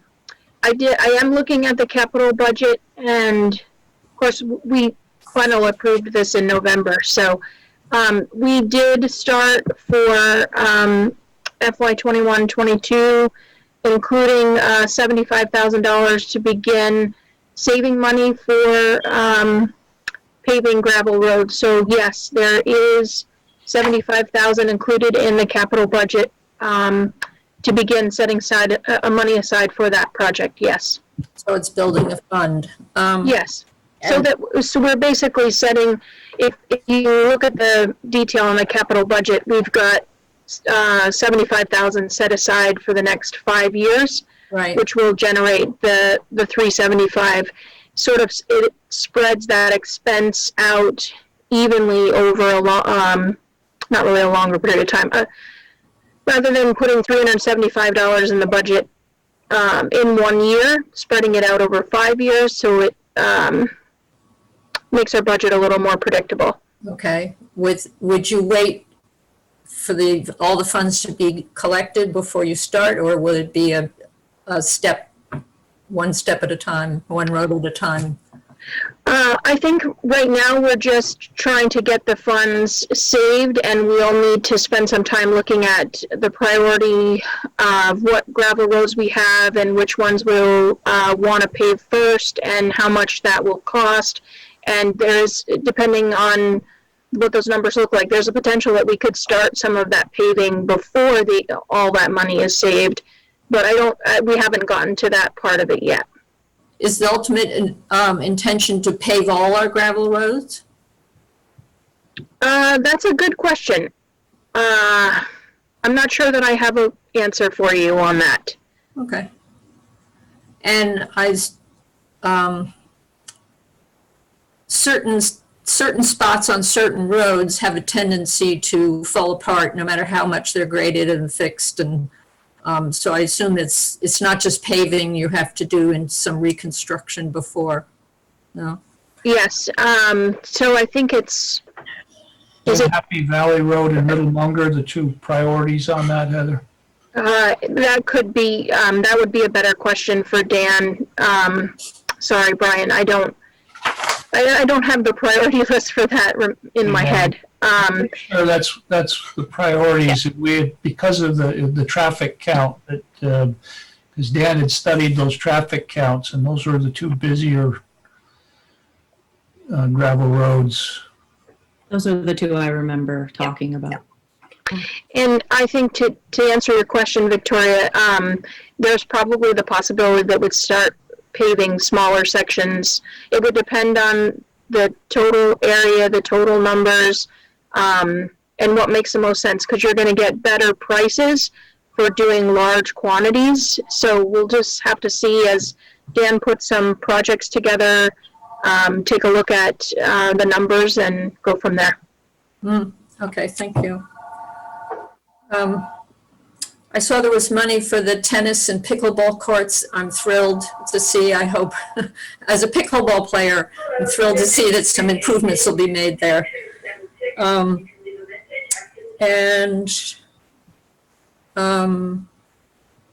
That's all I have right now. I mean, more on the ambulance, but as they say, I can ask now or later. I think it would be great, Victoria, if you'd hold off to when the ambulance comes on, it explains their proposal, and they'll be available to answer any questions you may have. Okay, thank you. And Brian, at this time, we have no further questions. Okay.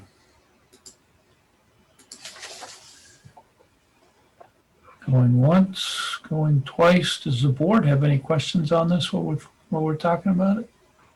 Brian, before you do that, I'm sorry, Betty Kofumbe, perhaps, I'm sorry if I'm mispronouncing your name, just raised her hand. Okay. Go ahead, please.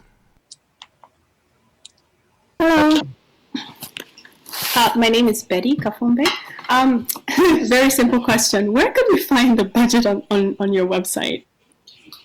Okay, if you go to committees and then Selectboard, and then 2020 packets, and then there's a budget development file there where everything is posted.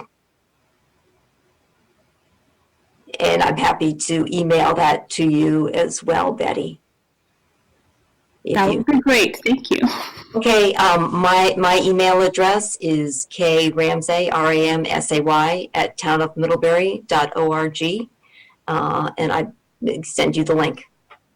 Thank you. Laura, go ahead.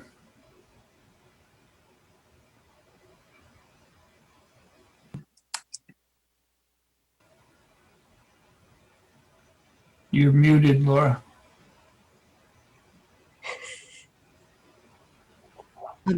Actually, it's under residents. It's the first agenda item under residents, for residents under the website.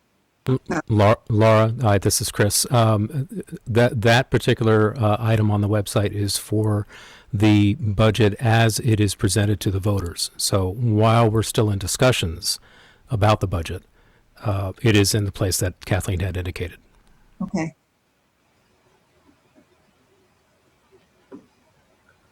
Brian, we also have a question from Deb Wesley. Okay. Go ahead, please.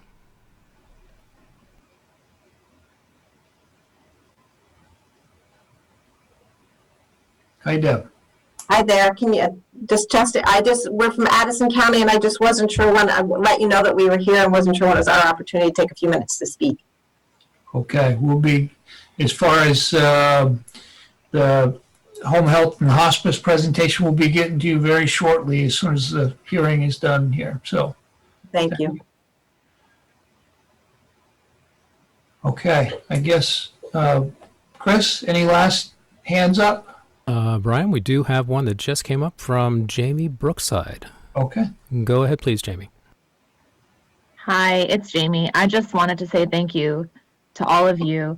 I know that this is an incredible amount of work and detail to synthesize, and it takes a lot of time. And as a resident, I'm very grateful for that. So I just want to say thank you to everybody. Well, thank you, Jamie. We will all point towards our staff as making it easy for us. So they've worked very hard on this budget. Brian, I'm sorry, Victoria has raised her hand. Okay. Victoria, go ahead, please.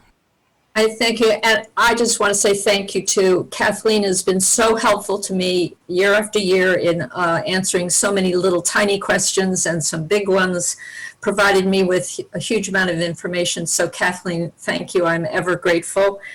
And for all the work. And when I look through all the documents that go into this hearing, it's a huge amount of work for everybody, and I really appreciate it. And I also applaud the board for thinking creatively and using our extra funds from the Cross Street Bridge in ways to reduce debt and keep our taxes reasonable. So thank you all for that. Thank you. Thank you, Victoria, for taking the time and your input. A lot of our good ideas came from you.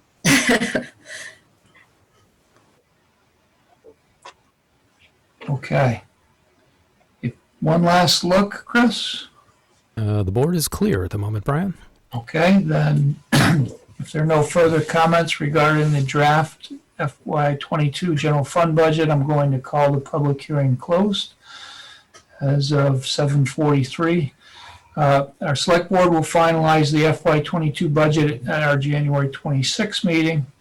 And I want to thank you all for your thoughtful participation and comments. And I know not everybody is actually on the Zoom meeting, and we've heard from a number of people throughout the months that we've been working on this. And so thanks to those of you who've continued to provide input to this process. I'll move on to Deb Wesley, and if you could bring Deb into the meeting. And she's the Chief Executive Officer of Addison County Home Health and Hospice. Because the board reviews our Health and Human Service agencies a couple each year. This year we're reviewing one of them is Addison County Home Health and Hospice. So.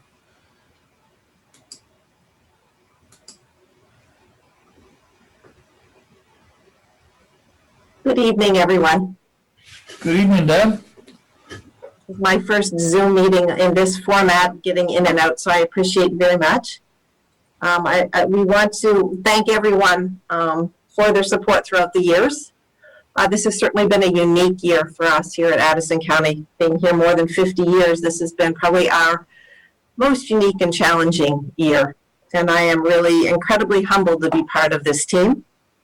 And we wanted to reach out as our last, we are requesting increase in our funding. Our last increase was in FY 2008. And we have really talked a little bit about what we've done over the past amount of time. We've served 463 residents of Middlebury this past year with 15,711 visits. That's 373,710 miles we've driven to provide this care. And this year has provided some unique challenges for us. We've incurred some unplanned and unexpected expenses of approximately $100,000 during this time the PPE to provide our care in our environment from each and every home. We don't have the luxury of hanging an isolation gown or our gear outside a patient's room. We have to walk into every home independent and ready to, we can't travel with that in our car. So each house is its own single use of our personal protective equipment. It isn't reusable and we discard it at each time. We've had to keep our employees in personal protective equipment like we have never had before. And we've done that to keep our staff and our employees and our patients safe. We've been very fortunate that our staff have followed our very strict and severe guidelines so that we've not incurred any transmission of the disease and the pandemic, and we've not let that go. We spent countless hours researching sources and talking about the ability to get personal protective equipment to keep our team safe. We realized early on in this pandemic, without personal protective gear, we could not enter anyone's home, we could not provide care, and we would become disabled. This supply chain has almost dried up, and we've used countless hours to find personal protective gear. There's a national supply chain, a state supply chain. It can't keep up with the need. Last January, before the pandemic started, it cost me $3.54 to provide my employee with a box of gloves. I am now on a glove allotment. We take for granted something as simple and basic as a box of gloves to provide care. It cost me $32.54 this past month for that same box of gloves. And I am begging for those gloves. I am on wait lists. I search across the country. So we are held hostage by the supply chain, but we also understand that without this personal protective gear, the indispensable care that we deliver to keep our residents of Middlebury safe and in their home would not occur. It was certainly something going into this. We did not anticipate the astronomical increases in this cost. We do not believe until we see the other end of this that the costs are going to decrease. The supply chain continues to be extremely tight. The resources we're told to make this make these supplies are not readily available. And as the COVID numbers increase around Addison County and in Middlebury, our need and use of personal protective gear has tripled in the past 2 weeks. And we will continue to keep our employees safe because that keeps our patients and their families safe. We are very fortunate through this pandemic, we've been able to march into every home and provide care to every family. When patients couldn't get out to the physicians, we were making those in-person visits and ensuring their safety. Additionally, we've had to change our building to accommodate keeping everybody safe because we couldn't have everybody working remotely, and that's added another $10,000 to our costs, as well as we needed to increase our computer, the amount of computers we had so that we could increase access for our employees working remotely, as well as increase the ability for us to communicate more efficiently with our patients, and that's increased by another 6,500.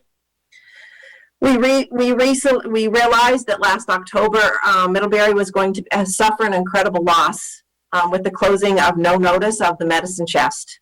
And we actually were going to be disabled and unable to provide essential care to our hospice patients and families, and many of our Medicaid patients in the community that had no access or would have to drive 60 miles to get their supplies. So in 2020, our board unanimously supported us to purchase the medicine chest with the understanding that it would take us between 9 months and a year to get the medicine chest Medicare and Medicaid certified. So right now we are providing all services from the medicine chest and covering those costs without the ability to bill Medicare, Medicaid, or any private insurance until we jump through hoops and complete all the requirements for Medicare and Medicaid, which certainly in this time of pandemic are not moving at the speed we would like them to. However, we understand that there are 65 homebound oxygen-dependent patients right now in this county, and we have every hospital bed, and we've had to take on 5 more beds to be able to accommodate the needs and the growing number of individuals in our community that need care. We also provided 24 flu clinics. We realized this year in the pandemic, the need for flu vaccination was greater than ever, and that there were endless lineups at some of our pharmacies because they just couldn't get enough vaccine or deliver it fast enough. We reached out and worked with the state and provided 24 flu clinics free of charge to the residents and the employees of Middlebury. More than 1,000 Addison County residents were vaccinated this fall. And we realized that we needed to make it convenient for citizens. We did our first, I've never climbed through car windows before to give vaccine, and we did our first drive-through. It was hugely successful, but it kept our residents of Middlebury and Addison County safe while they got their flu vaccine. We held our flu clinics in boardrooms, driveways on TV tray tables, and drive-throughs in and out of buildings. It included the Middlebury municipal workers, the fire, and the police. And additional clinics are planned for next year because we found that this really increased our residents' access to the flu vaccine. And right now, this is so important. Our programs are generally underfunded, and our mission is to care for all of our patients regardless of their ability to pay, and that now includes us at the Medicine Chest. Our Medicaid programs, including our waiver program, which keeps our most vulnerable patients at home and out of the hospital and nursing homes, must continue. Our board and our team recognizes this is our mission. And while we lose $400,000 a year annually on our Medicaid-funded programs, we will not, unlike many VNAs around the state that are really looking to sever those programs and reduce those services, we are extremely committed to, more than ever, focusing on these resources, because this is a time when people need this care and we cannot allow this to happen. And that's really us. Okay, so thanks for the nice rundown, Deb. You guys are doing a lot for the community, there's no doubt. We did include the $12,000 in our draft budget, but I'll open it up for the board. Any questions of Deb?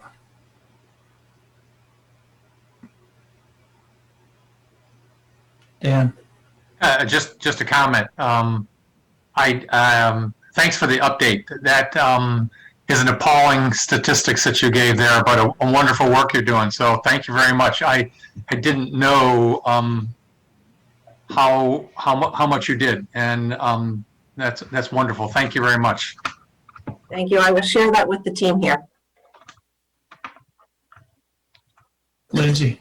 Yeah, no, I also wanted to thank you for the work you're doing for our community. Up until fairly recently, I was working for CSAC, and I know a lot of our clients also were reliant on Medicine Chest, and it was a minor crisis, and I just wanted to thank you so much for taking that on for our community, because for people with mobility problems, it is impossible to get the care that they need, and it's not a want, it's a need for survival in a lot of cases. So just thank you very much for that. Thank you. Farhad, you had your hand up?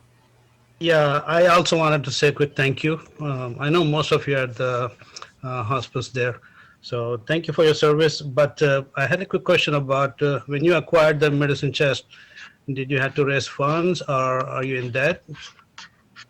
As a nonprofit, we run a very fine line. We had a very committed board that did assist us with fundraising. Each month we are losing money because of the amount of money we are pouring out to support the patients we cannot bill for. We knew that going in, and we continue to seek revenue streams to be able to support that. The flu clinics were not a funded venue for us, but we've been able to do some additional projects that have given us a little bit to help.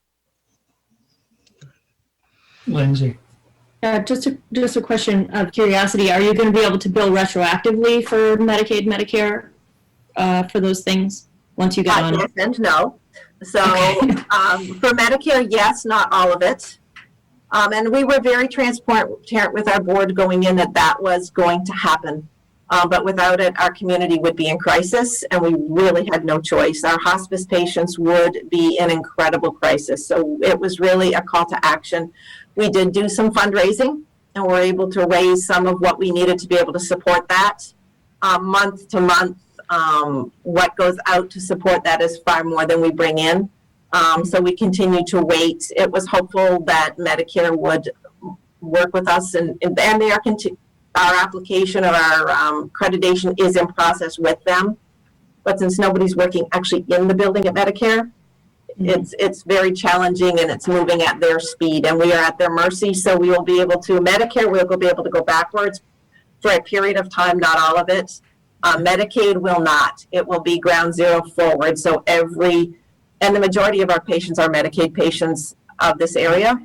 So those patients, we've respected that, that's not going to happen. But without this service, the ER would be flooded. They would not be able to be home. It is the only line we have to keep our patients and our community safe. So we've taken that on, and our team is still committed that if we need to find a way to raise more funds, we will go out and do that. It is a month by month for us, and we accept that. Yeah, thank you. I think there's a perception that once you're on Medicaid, everything's taken care of, and that's certainly not. And yes, the patients do assume it's taken care of. It's just that I can't bill Medicaid for it, and I can't say you can't get your oxygen this month because I'm not billing Medicaid, so I am absorbing those costs. We are absorbing those costs. Okay, well, Deb, thank you so much, and please pass on to your entire team there that they certainly, I'm sure they know that they're appreciated, but sometimes it goes unsaid because everybody thinks it's known that you're appreciated. But this is a case where you guys are really stepping up to take care of those in the greatest need, and thank you. Thank you, sir. We greatly appreciate that, and I will pass that on first thing in the morning. Okay. All right, Chris, I'd like to get Kate in here if Kate's out there. We also have Drew Hazelton and Ben Fuller that are with Kate. Okay.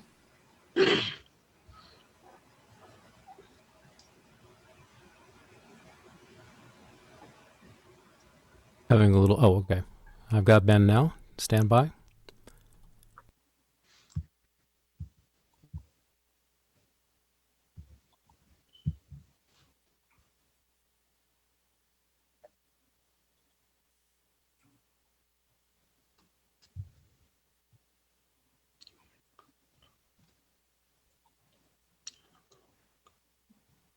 Good evening, all. Thank you for having us. Good evening. Is Kate's video coming on, or is she on the phone? I'm going to take her off temporarily. She is not coming in as a panelist. Let me try that again. Okay. She's doing a better job of hiding than me.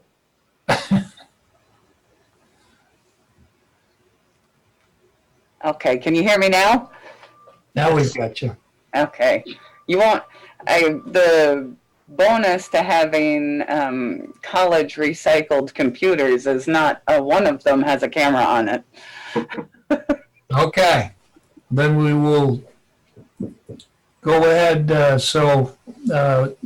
Welcome. And I know that we had a couple meetings with a working group from the select board with you, and this year's your request of $84,960 in funding has been placed on our budget. With that, would love to hear from you, your whatever presentation that you have developed for the board, or just maybe an update on how general update on how things are going for you.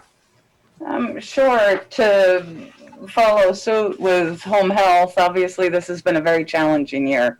Definitely we've faced the same difficulties with PPE and keeping our staff safe. We've certainly had some staff members that have either gotten COVID or have close family members. So staffing has become a bit of an issue with quarantining. But we've managed to follow all of the CDC and the Vermont Department of Health's guidelines. It's just making this big uptick. We partnered with Porter, and at the moment, all but 2 of our staff members have been vaccinated. 2 have elected not to. And now they're moving on to some of the other first responder groups. So that's been great. We've also partnered to do COVID testing with long-term care facilities and some of the outreach drive-through testing. So we've been able to help with some of that.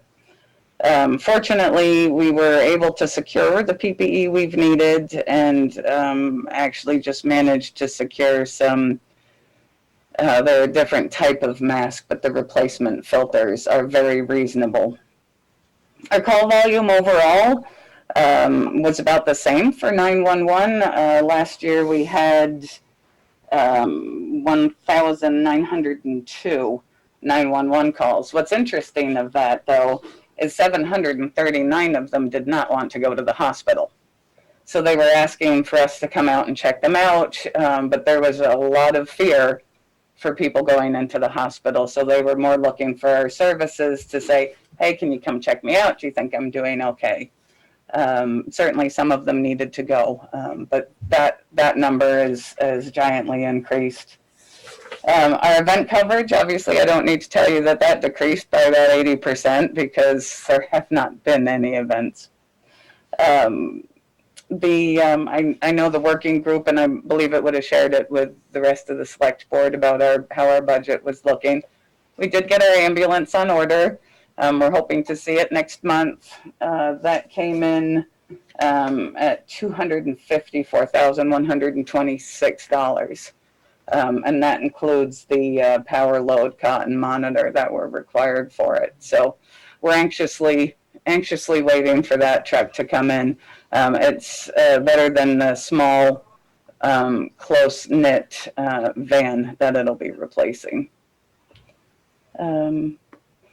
Spirits are high with the staff, which is great. We've had a couple of new members join, we're happy to have that. But on the flip side, we've also lost a few members. For instance, we had a husband and wife team. They were excellent. Their primary job is they run a nursing home. So they officially gave their resignation and said, we won't be joining because in certainly understandable circumstances, we're just missing them. They played a big part in our organization. Any questions? Questions of the board? Hey, Kate, I'm curious, at 254 on the ambulance on order, do you remember what you had guesstimated a year ago, what it was going to cost for one of those ambulances? Yeah, about $250,000, 250. Okay, so you were right in that ballpark then, huh? Yes. Okay. I would like to introduce, I know you had looked at some of his reports from the Emergency Medical Services Advisory Committee. So I'd like to introduce Drew. He's also Chief of Rescue Inc.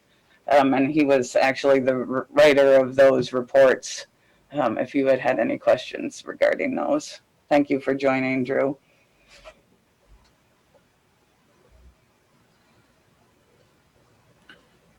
If there's no questions of the board, I guess I would just thank you for what I feel is a move in the right direction of working together and understanding what your needs are and trying to project and do a better job of including it in our forecasting. So, well, thank you for that, Brian. I'll just briefly interject and thank the committee for all the work they did. They obviously put a lot of time and effort into reviewing our financials, our operations, reaching out to other people, those at Porter, trying to get a feel for the landscape. But I hope you have a better sense of sort of the challenges that we're facing. And I'm very appreciative of the recommendation to continue the funding this year. but I'll just forewarn, we anticipate submitting identical requests going forward. I mean, this isn't sort of a one-off. This is what our budget forecast is calling for the foreseeable future. Understood, Ben. It was more of a commitment for this year's budget that we included. The working group was still undecided how to review future requests. So stay tuned for that. We look forward to it. Well, we've got an established working group now, so. Okay, well, thank you for joining us this evening. And I guess if there's no other questions, we'll let you return to your regular scheduled event. Ryan, I wonder if Victoria DeWind, who has any questions? There she is. Her hand just went up. Go ahead, Victoria. Hi. Thank you for all the great service you provide for the community. It's just in looking through trying to absorb a lot of information from the working group reports and everything. I was wondering how, well, you've put it, the purchase for the first ambulance, and then there is a schedule for future purchases, and what percentage of the money you're requesting goes towards those purchases, as opposed to just general operating expense? So at the $10 per capita we're asking, it would utilize all the money from all the towns to get on a regular replacement ambulance schedule. Okay. Okay. So the raising funds for equipment is spread out evenly across the towns per capita? Correct. Correct, Victoria. We're not asking anything different of Middlebury than we are any of the other communities we serve. Okay. Perhaps I'm misremembering. There was you had some mortgages with two different banks. One is at a higher percentage, and I'm wondering about refinancing at a lower percentage, which a lot of people are doing right now. You read it. Is that a possibility? Okay. If you're referring to the mortgage, yes, we did actually refinance it. We're at 3.63 right now. Oh, okay. Just anywhere you can save pennies, I guess. I absolutely agree with you. Yep. Yeah. We appreciate that attention to detail, frankly. Well, and I'm wondering just your thoughts on the idea that was the working group had about possibly an equipment fund kind of approach to planning for new equipment. Kate? I'm sorry, I didn't fully hear that question. The idea from the working group of building an equipment fund over time to purchase new equipment. I was just wondering if you had any input, had any input on that or thoughts or. I imagine that's something that the working group and our working group will get together on and move forward. I also believe there was the thought of getting Health and Human Services, is that correct, to join in that? But no, ideally that's what it is. So I'm happy to have that moving forward. That's what we're looking at. Ideally, like I said, if we could get on an 8-year equipment replacement, that would be great. Our 2016 truck, already has almost 200,000 miles on it. So certainly rural EMS adds the miles on the vehicles, and to be able to have a plan in place would be excellent. Mm-hmm. Well, and Victoria, we have established a separate fund where we're contributing funds for just that purpose. But I seem to recall a recommendation from the working group that certain proportions of the town's appropriation be contributed to that. And we're not approaching things with that level of granularity where we're going to establish an ambulance for one town and say, hey, we're going to update Middlebury's ambulance as often as we possibly can, and the others are going to rot out, right? Right, of course you would. But I was curious if that approach was adopted, how would you balance it with other towns' funding? How do you balance it with all the towns you serve rather than expecting one town to? We're expecting the same from all the towns. Yeah. So the requests are the same through all the towns. And we equally respond to calls. So it's a per capita appropriation, Victoria. It's $10 per person, which is far below the state average. And one could make the argument that Middlebury is actually getting better service for their same contribution just by virtue of their proximity to the station, right? We're responding far more quickly to anyone in Middlebury than we are any of the other communities. Sure, just it's distance, yeah. But it looks like half the people you serve are from the outlying towns. Correct. Last year, yeah.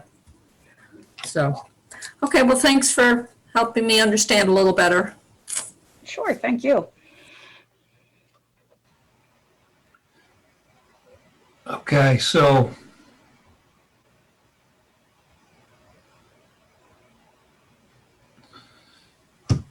are there any other hands up, Chris? None in the audience, Brian. Can I say something quickly, Brian? Sure. So I think the idea that's been mentioned that the working group discussed a little bit about, like similar to what we do with the fire department equipment. We haven't had, as a working group, we haven't had a chance to meet with, with the MREMS group and really talk about and think about and brainstorm how that works for both of us.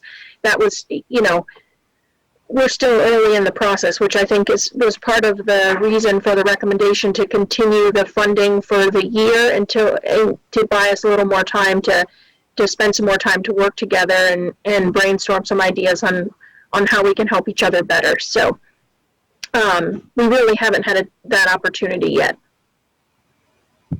Yeah, I think it's premature to be talking about that. Nick? Yeah, Brian. One of the things I probably think we could probably best summarize or sum up this past year's effort was as a fact-finding year for us. I think we had visions of accomplishing a lot more to see if, when this request came to us last year, at the 11:30th hour, if it was something that was justifiable.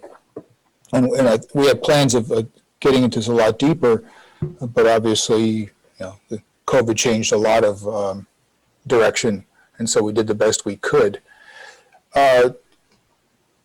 What we heard repeatedly, and to start off, is that the services that MREMS provides are incredibly good, highly professional.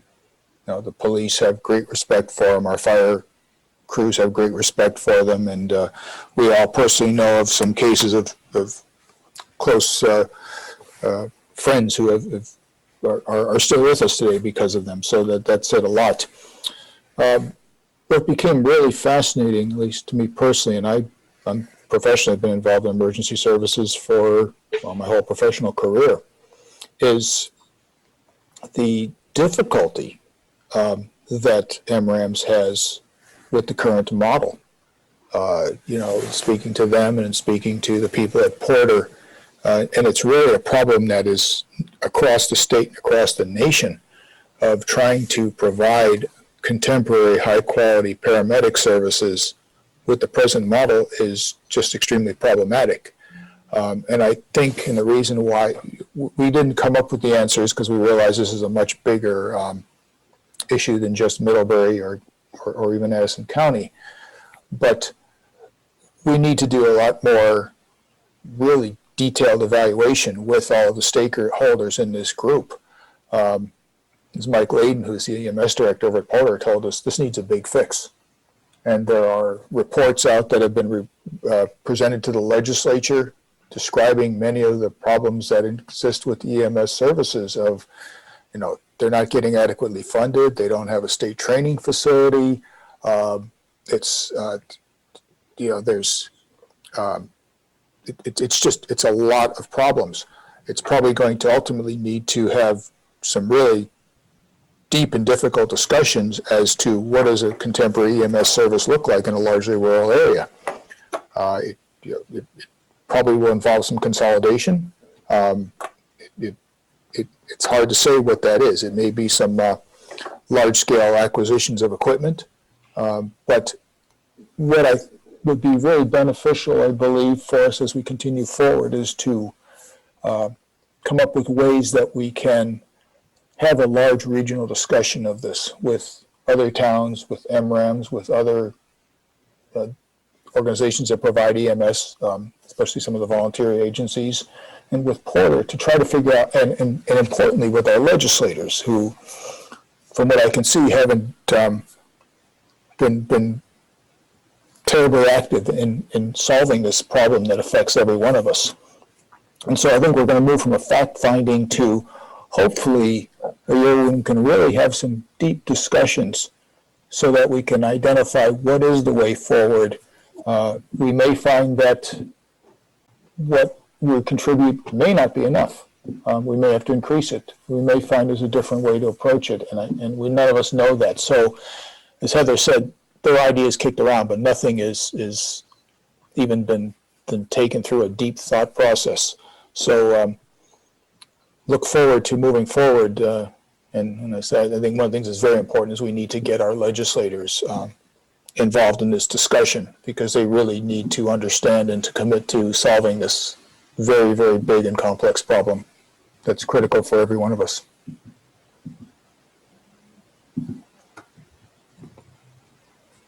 But I do want to thank MRAMs for responding to our questions. It's been very forthcoming, and it's been, and trust that,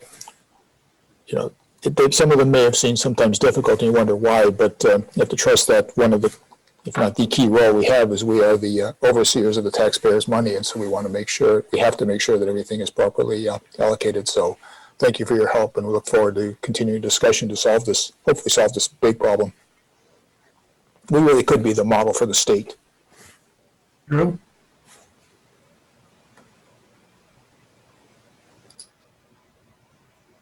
Can you hear me now?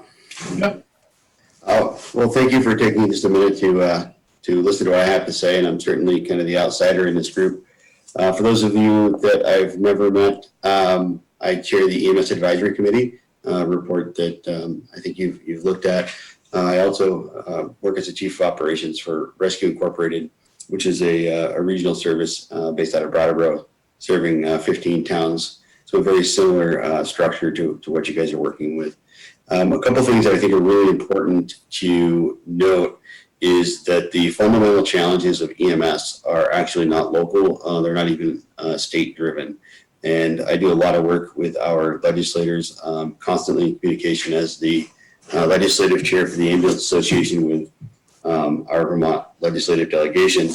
But we are, as a healthcare provider, considered suppliers of transportation. And some of those numbers that Kate pointed out earlier, 1,902 calls with 739 no transports. We're a healthcare provider that doesn't get paid unless we pick up patients and move them to another location. We're paid for the actual transportation, not the medicine.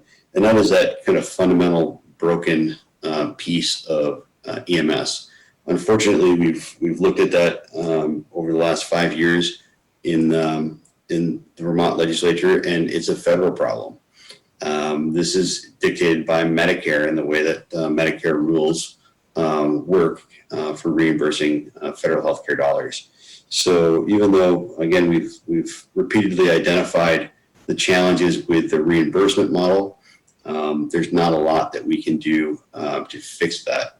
Like you guys have already heard and certainly understand, the challenges of responding to and kind of staying afloat during a pandemic with increasing costs associated with PPE challenges and staffing, needs to expand services to kind of reach those pandemic plagued patients. What it also did is kind of slowed down those discussions that we were having on a federal level through our national association about changing that fee for service model. It's actually delayed what we call cost data reporting, which is the first step in redoing the payment model nationwide. They've pushed that back another year as a result of the pandemic.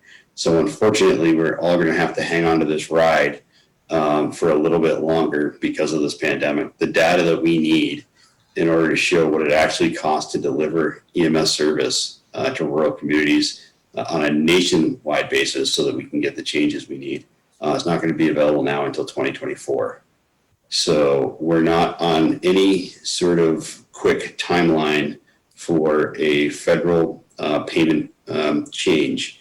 In fact, the Medicare rates this year increased by 0.6%.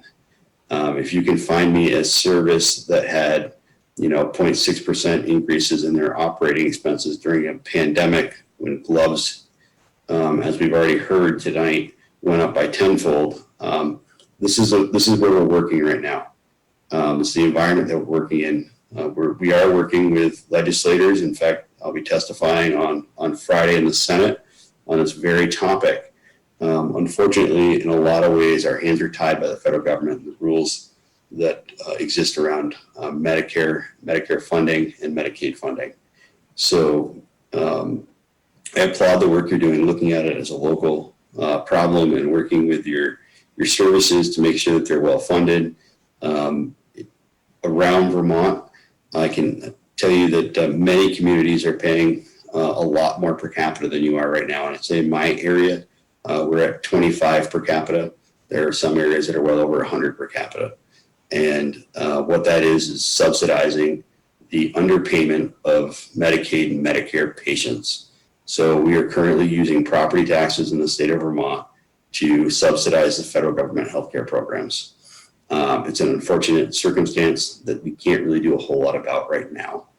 And we'll be releasing our updated legislative report early next week. And certainly if you guys would like that, I can make sure that that Kate gets a copy of it to you. That would be great, Drew. Thank you. We've got a long agenda still. If you got some burning questions, I'll take them, but otherwise I'd ask you to hold them. Thank you very much for joining us. That's a cost shift point. It can't be emphasized enough, Drew. Thank you. I am going to move on to the next item then. Thank you all. Thanks, Ben. Thank you. Which is considering requests from Rutland Area ARC Advocacy Resources Community and Neighbor Works of Western Vermont to be placed on the ballot for appropriations of $300 and $500 respectively. We're being asked, we get letters, you saw them in our packets, soliciting us for those. Kathleen sent both organizations a letter advising that organizations requesting initial funding from the town must present a valid citizens petition supporting the request, and neither organization presented one this year, and neither organization is based in Addison County, and I believe we have similar type services, whether you choose to use those or the ones in Addison County, but we have ones that we are already supporting. So, Brian, generally, I wouldn't even bring these requests to the board, but since we're in this COVID era and the board could waive a petition requirement if it wanted to, I just wanted to make you aware of them. Absent any desire to add them to the warning without a citizen's petition, I'll simply send them a letter saying that a citizen's petition is required for funding. to add them to the warrant for the voters to decide if they're going to be one of our funded agencies. Is there any interest from the board?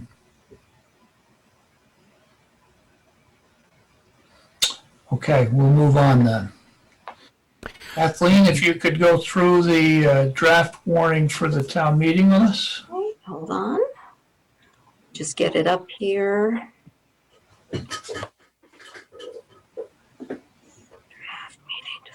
Okay, here we go.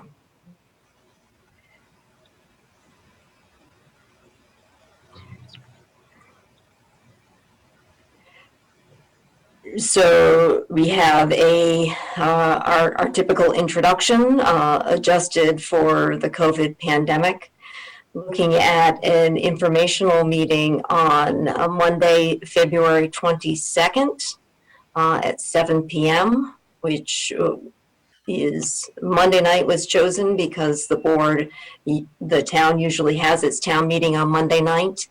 And on Tuesday, the 23rd, the ACSD will be holding its annual meeting. So we would want to be sure that all of our voters could attend both meetings if they choose. Hold on.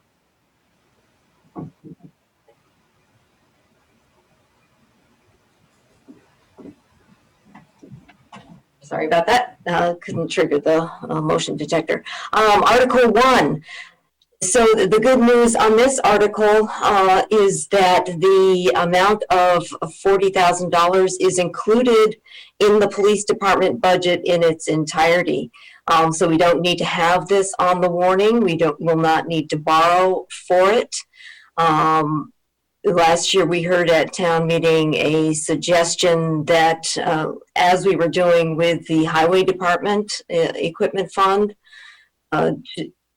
to start to pay cash for those purchases, we included this money in the equipment replacement fund for the police department. So I'll be taking that off the warning. Article number 2 will be subbing in the amount of the total budget and the amount to be raised for this. In this article. Article 3, looking at 3 tax due dates, which, as you may recall from last town meeting, was requested by the voters, with August 15th, November 15th, and March 2022 being the tax due dates. Article number 4, the board received an opinion from council about a slight revision in this to simplify it, and I can share that with you as well. Hold on.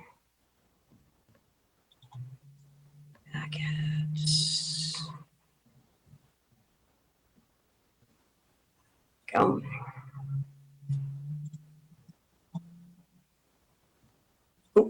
I almost hit end meeting instead of share screen. So Ben suggested that the wording be changed to shall the voters of the town of Middlebury permit the operation of cannabis retailers and integrated licensees within the town of Middlebury pursuant to 7 VSA section 863 subsection A, subsection 1.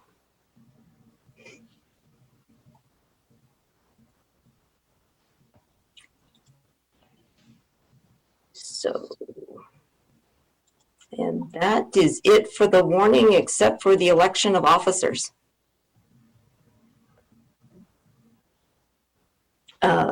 Is the board agreeable to making that change, which in the wording of Article 4, since it was not actually a petition signed by voters, you can make that change in the wording. It seems to be more straightforward because we'll talk about in our information session, everything that it will be subject to some of the town will have some ability to control within the limits of what we can do with zoning and with ordinances, but I think that to make it very clear they're voting yes or no on whether we can do that, it just seems to clarify it. It's an up or down vote, really. Was there anything else in there that anybody saw that you recommend any kind of word change or? Okay. I'll also note really quickly that Susan Shashok, our elected moderator, reviewed the warning and agreed with Benj's suggested changes for the article number 4. Will this now be article number 3? That will be article number 3 now. So pleasure of the board. You can, I can sub in all of the numbers and you can approve it at your next meeting. Can we do that, or can we just approve it with the changes we just discussed? I'd make a motion to approve the warning with the changes as discussed this evening. Second. Any other questions or comments? Sometimes I just get tired of having things come back too many times when we know she can fix a couple things. I concur fully with that. Okay. All in favor, signify with a thumbs up.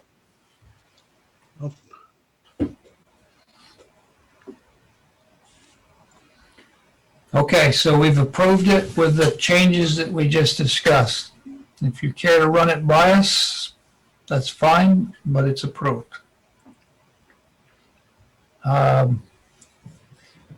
Chris, can you bring Steve Huffaker in, please? He's the chair of our Addison County Communications Union District, now known as Maple Broadband.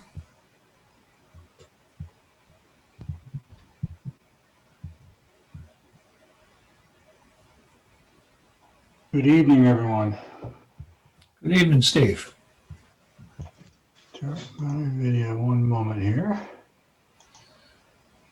There we go. I think we got you. All right. Let me just give you the full show here. There we go. So thanks for your time. Looks like it's been a long meeting for you folks, so I'll do my level best to give you the Cliff Notes version of who Maple Broadband is and give you an opportunity to give some thought to it, and hopefully have time to let you ask some questions if they're appropriate. My name is Steve Huffaker. I'm the chair of Maple Broadband. I did invite to the meeting Magna Dodge, who is probably in the audience there. If I get stumped on any questions, I may be deferring to Magna. Generally, the story about Maple Broadband at a very high level is that we believe that the urban areas, the rural areas rather, of Addison County are underserved, unserved or underserved.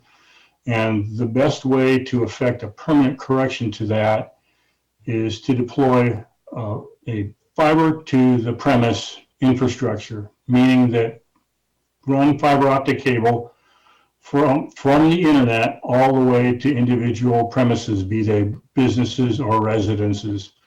The benefit to that solution over things like coaxial delivery or the DSL service that's delivered by the regulated utility, often satellite services and whatnot, is that they're all kind of dependent upon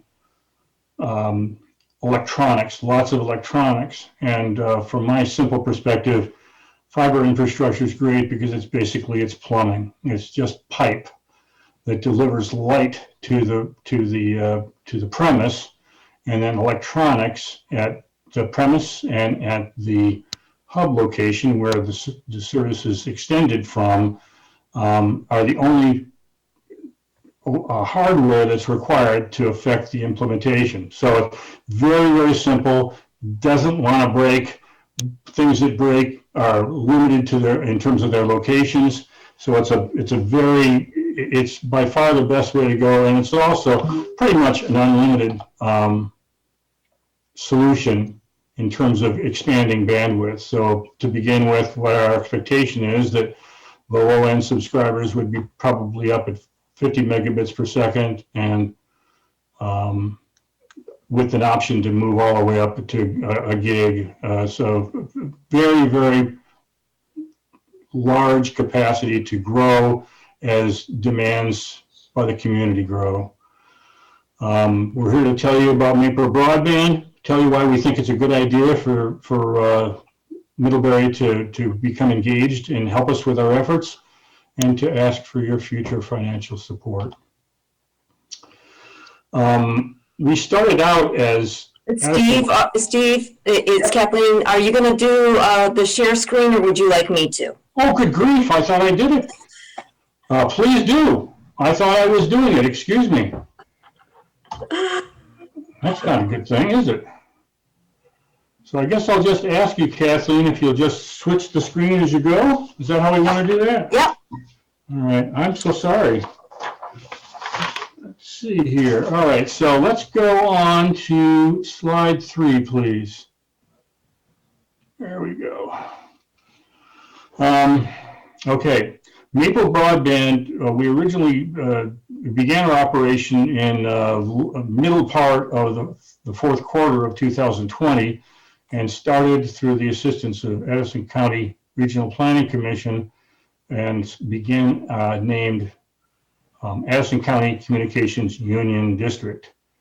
And the Communication Union District is a designation given by the state for our organizations. The focus, as specified by the state, is to deliver high-speed broadband to 100% of on-grid premises within their territories. That means that not only the cities where there's greatest, or towns where there's greatest density are served, but also remote locations are also served.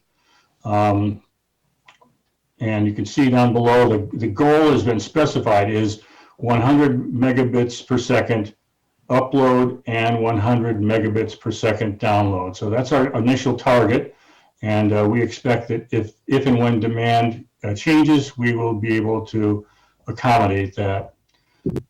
Key to our function is that we're prohibited from taxing town residents for funding. And a big benefit to us is that we really represent the community. All the people that work in Maple Broadband to date, we're all volunteers. We're not here to make a lot of money. We're going to negotiate in whatever way we need to contain costs associated with the infrastructure to ensure that all members of the community will have access. Next slide, please. This map is a little bit dated. As of yesterday, Whiting got added to our community, or will be added to our community. We're continuing to petition Addison and Bridport. I have my doubts about Virgins. They're very well served by Comcast, so chances are they may not be interested, but we'll continue to communicate to all the unserved communities to ensure they have an opportunity to participate. Next slide, please. I'll let you read the mission at your convenience. The governance of our organization is really just 2 levels. The executive committee is composed of 5 voting members. 2 individuals are also on top of that, a treasurer and clerk ex officio. And we to date have been meeting generally on a weekly basis on Thursdays, although coming up we're going to be meeting more frequently. We do it wherever we need to. We're doing all the heavy lifting, and we're reporting back to the governing board on a monthly basis on our activities, and ensuring that our activities are aligned with their expectations. All volunteers. Next slide, thank you. There's a rundown on the delegates and alternates. As of this hour, we've put an asterisk next to some of them to designate those that are a member of the executive committee. Next slide, please. This is the extent of our funding to date. Broadband Innovation Grant, I'll be talking a little bit more about that in a couple slides, but it was basically the grant that kicked off the development of our organization in the form of a feasibility study, which I'll talk about in a couple of minutes. The CARES Act, and I imagine you folks have been running into the CARES Act from time to time, and near the end of last year, we had to spend funds that were provided under the CARES Act through the Vermont Department of Public Service. Those funds had to be spent by the end of last year, and they were a large contribute to our standing up our organization. We also received $30,000 from the Vermont Community Foundation. There's no end on that grant, and we're basically drawn down everything but about that $30,000 as of this day. Next slide, please. Funding uses to date. There's just kind of a general breakdown. If you did the math, you'd find that pretty much all that was paid for through CARES funds. Back office support, we've had a lot of assistance, in-depth assistance from Adam Luigi of Addison County Regional Planning. He continues to be a key contributor to our efforts to ensure that we're on track with what we're doing.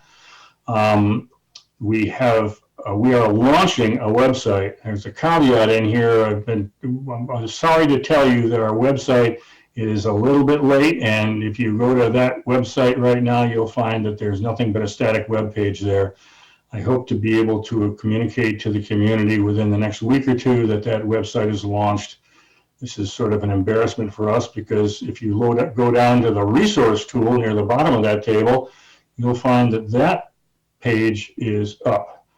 It was posted as quickly as possible because it provides support to the community that have been impacted by the pandemic. So there's a lot of tools in there that are intended to help the community address some of the major challenges that they've been faced with as a result of the pandemic. We also, right below that, the outreach mailings and signage. You may have seen some of this. We did issue a mailer a short while ago that informed the community about the existence of the resource tool. We've also working with our delegates, Maple Broadband's delegates across the county to place some Wi-Fi hotspot signs. And those are hotspots that were installed by the Vermont Department of Public Service. So we're trying to ensure that folks that are struggling with challenges associated with COVID-19, especially distance learning, I think, many of the hotspots that have been deployed are serving parking lots of the schools in the area. Next slide, please. Feasibility study, the overall objective of the feasibility study was to see if it makes sense, if it makes a good, it's sound reasoning to build out a broadband fiber infrastructure to the unserved and underserved regions of Addison County. And we just concluded the feasibility study maybe 2 or 3 weeks ago, and it's been approved by the Vermont Department of Public Service. The conclusions are key there. First of all, a Maple broadband fiber network serving Addison County is technically feasible, and there's a couple constraints under which we can make this work, but they're all achievable. One, we might form an operational partnership or merger with a neighboring communication union district, and that one potential candidate would be the Otter Creek Communication Union District, which is south of us, just south of us. And the other one, which might be done separately or in conjunction with the partnership, would be to form a public-private partnership with an existing provider in the region. Next slide, please. We are heavily embroiled in our activities in the first quarter. Right now, we're interviewing potential operators and working towards establishing the underpinnings of relationships, business relationships with partners. We're also working with the organization that developed the feasibility study to complete a business plan, and that's a key item there. Because as it stands today, it's difficult for us to provide convincing backup to our representation that we can make a business go of this, because essentially we need to make money. We need to spend money. We need to make money on the build, on the project, the work we do, and we need to be able to pay back the debt that we incur as a result of the borrowing that we expect to be doing. Second quarter is going to continue to be very active if things go as we hope they will. Looking to execute an agreement with an operating partner and some pre-construction type activities. And second quarter, maybe not second quarter, we call it ongoing because that may lapse into Q3 and Q4, but hopefully it won't. Next slide, please. We are working aggressively to increase our bank account right now. We're working with a number of grants. We've got a USDA grant that we've filed a letter of intent. We intend to be filing for a Northern Borders Regional Planning grant. There's other grants coming up that we'll continue to track and apply for as they come. The big one there is is VEDA, Vermont Economic Development Authority. That's important because we can leverage significant funds, meaningful funds that we can do something with, but only really if we have additional funding up to 30% of the loan. And that's perhaps where we might be asking for Middlebury's assistance. So a little bit of money from other sources leverages a lot more money for the work that we need to do. And then, of course, there's other sources as listed there. Next slide, please.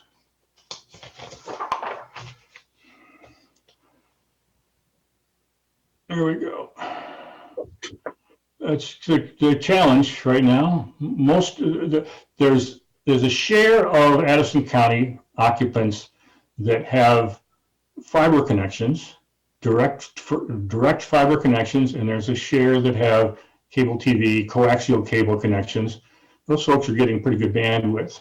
They're the ones that are doing okay and probably aren't scrambling for service, but that balance, that 39%, is folks that simply don't have that kind of connectivity. And there's, even in our short time in operation, we've been operating for about 12 weeks, we're already hearing requests from people for assistance in getting them broadband, or expanding their broadband capabilities, especially since so many folks are working from home or doing remote learning. And it's a real problem with those that don't have much in the way of bandwidth. So we're looking for, we're gunning for 4 million over a 2-year span, and we're looking for local investment, and that's the big reason we're talking to you today, is to help us leverage that kind of magnitude, and that $4 million truly could kickstart pre-construction and also fund early stages of construction. So we're looking for the town of Middlebury to support us in that activity. Next slide, please. There's 3 bullets there, but I think really the middle bullet is the key one. A rising tide lifts all boats. Though Middlebury may arguably have adequate broadband service in certain portions of the town, there are a lot of parts of the county that do not, and success and access to broadband infrastructure more broadly within the county will yield to positive outcomes, not only for Middlebury, but also for the entire county. So we see it as a good strategic move. And final slide. So that's our ask. I think that what we were hoping we'd be able to do is to share with you the business plan, but that's in the works. We would like to be in a position to share our business plan with you when it's available. We're hoping that you'd be willing to work with us in coming months as we continue to evolve our operation, in hopes that you'd be able to see fit to contribute some of Middlebury's funds if they're available to our effort. Questions? Dan? Yeah, congratulations. This is a vitally needed service, I know, throughout the county. And I'm amazed at how quickly you stood up and funded yourselves and moving forward. Congratulations. Another side, I just have one quick question. Quickly looking at your financials, you're building a $43,000 website. Is this? I'm not sure how you can spend $43,000 on a website. Well, that's a valid question. We received $130,000 of CARES Act funds, and we spent as much as we thought we needed, or we'd have to return it. It would get clawed back on December 20th. And so in our discussions when we were preparing the RFP, we asked this question: do we want to say that the price should be limited to $20,000 or whatever we thought was reasonable? And we concluded, well, we don't know how much it would cost. We made a decision on and awarded the business based on the executive committee's opinion of what was going to deliver the best outcome for us. And since it wasn't going to blow through our CARES Act allocation, we saw no compelling argument to not adopt it. So I think that in the world of for-profit organizations, that's unthinkable, but that's truly how it all went down. I somewhat thought that is when I heard what you said about having to expend the 130. Okay. Well, you'll have a very, very, very, very nice website. Well, when you see it, I mean, it is beautiful. And if you saw the mailer that was sent out with a picture of the Crown Point Bridge on it, yes, that agency does gorgeous work. Thank you. It's really beautiful stuff. And there's also a newsletter we're going to be sending out probably to announce the launch of the website. That's also going to be very, very convincing to the community. So there's a lot of content that they're delivering, which I think is really going to I'm hoping it will electrify the community. Well, I hope so too. And I hope you have money better spent for poles and cable. So. Yes, fair enough. Okay, thanks. Farhad. Yeah, I got the mailer as well. I got too excited. I tried like 10 times. I couldn't find anything on the website, but I'm excited about this. I'm one of the people who get left out with good internet service, especially with the Selectboard. I keep getting network issues. What is your goal of when do you think it will be functional, operational? Because a lot of people have been asking, especially on Front Porch Forum, a lot of people have been asking, how's the service? You don't have service yet. Well, so the sequence of events, well, first of all, there's a newsletter that's going to be issued, like I said, within the next couple of weeks. So I'd say before the end of the month, you'll see a little bit more expansive description of what our challenges are and how we see this rolling out. The truth is that if matters go well, bearing in mind the fact that we're seeing a new change in management down in Washington, D.C., and my sense is from some of the communications that I'm seeing with the Vermont legislature, I expect to be doing a testimony in front of them in 2 days to tell them about our challenges. We need money. And so we just need money to kind of kickstart the operation. But at best, our estimate is that we might sometime in 2022 be able to provide service to the first recipients of the service. But based on past experience with other CUDs serving the state, this is not something that's going to get done in a couple of years. I'm afraid we have to set expectations that this, like the most successful CUD in the state, it's just EC Fiber on the just on the other side of Green Mountains to us, and it took them about 7 or 8 years to accomplish what they've accomplished. So I think the part of the challenge that we face is that people are at some point going to give up. It's going to cost millions of dollars to do this. We know we can do it because we know we've got a business case. We know we'll have a business case that we can work with that'll accomplish that outcome. But the challenge from my perspective is trying to ensure that the community remains engaged for the duration of our effort. Thank you. Anything else? Nick, yes. Steve, thanks, and appreciate the work you're doing. And I know as one board member, I'm going to welcome the fact being able to go through a full board meeting and not watch Farhad's face just freeze up. So, Yeah. So that'll be nice. Right. It'll happen any second, Farhad. You mentioned a 39%, I think that was the number, that don't have either fiber or coax. Is that 39% across the service area, your service area, or is it across Middlebury, or is that? It's across Addison County. Okay, so where would it be approximately in Middlebury, just out of curiosity? Yeah, I don't have it in front of me, but there is a breakdown. I'm certainly Middlebury, there's some towns that have got pretty good density. Middlebury is pretty good. And as I said, for Jens, they're represented by Department of Public Service statistics as having 100%. They have everything they need. So I'm sure Middlebury has a lot of the capacity they need. And truly, we know that what happens is all these competitive operators, Comcast and all the other operators, they're cherry picking. They're going where the density is in the cities, which is like Middlebury. And it's just not worth their money to go out there in the rural areas. And that's really essentially our focus, is to kind of handle that. We'll be delivering services, I'm sure, to Middlebury as well. But our focus has to be part on delivering to underserved and unserved folks. And we also have to build where people will pay for the service. And part of our effort is the pre-subscription surveys that I mentioned in one of the slides.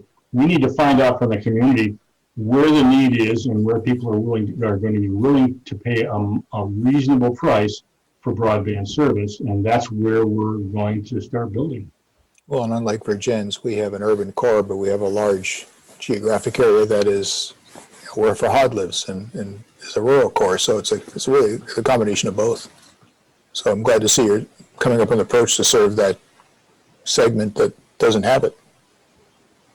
Thank you. Could you say more about hotspots and how they work? Like, do they exist already for Middlebury from Maple? It's a rather complex question, but essentially a hotspot is where there's a Wi-Fi router located. So for example, at your town offices, I'm sure when you walk into your town offices, if you were allowed to, and we didn't have COVID to deal with, you whip out your smartphone and you'd probably see that there's Wi-Fi service there, and you'd be able to hook up to it and surf the web with your smartphone and not have to spend money for your connectivity that you've got. So the hotspots basically is the device that extends the wireless internet service to the subscriber that's in that proximity.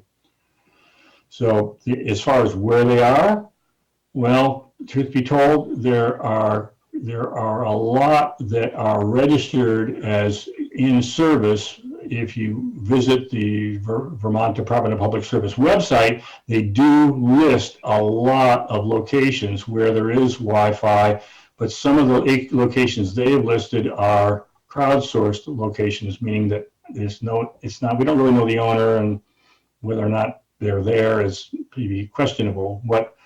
What we worked on, what Maple Broadband did, was we moved to provide support to hotspots that the Department of Public Service installed during COVID-19 as a result of the CARES Act. We know they're there. We know that the folks that invited the Department of Public Service to put those hotspots in, everybody's on the same page. We're all trying to accomplish the same thing. We're not going to password protect those Wi-Fi hotspots. I'm really afraid, Laura, I'm probably going way too far than I need to, but the hotspots by intention especially are especially useful in theory for distance learning, where you've got families with children who have terrible internet service and they need to be able to do remote classes.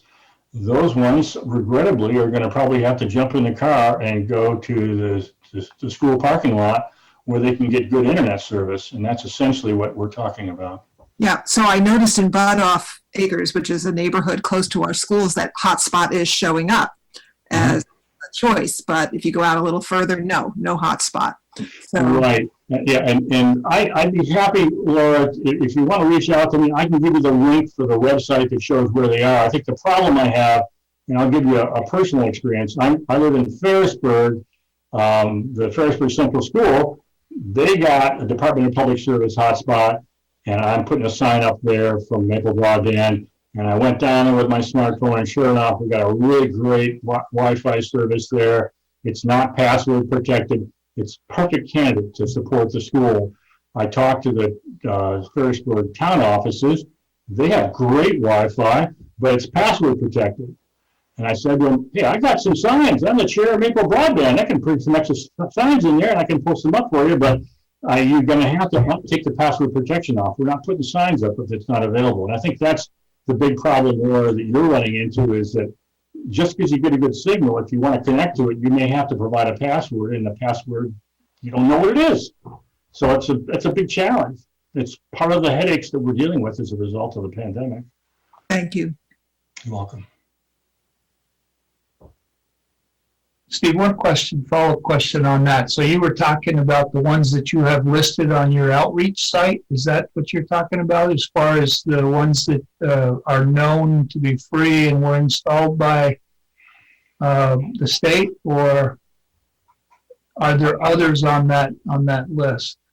I went onto your site earlier today. That's why I'm asking and checked it out because I did your survey. Yes, the Wi-Fi hotspots listed on the outreach page come from data provided by the Vermont Department of Public Service.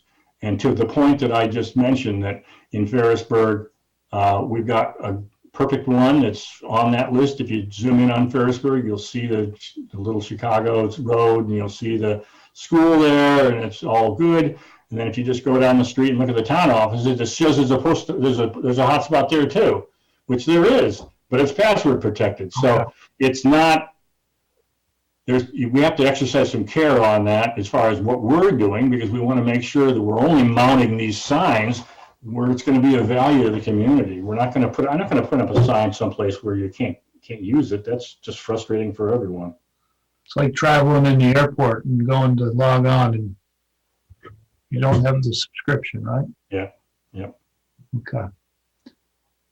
Are there any other questions of Steve on this? It's pretty exciting to see what you guys have accomplished in such a short period, Steve. But I'm really excited to see your web page and your newsletter as that starts to come to fruition.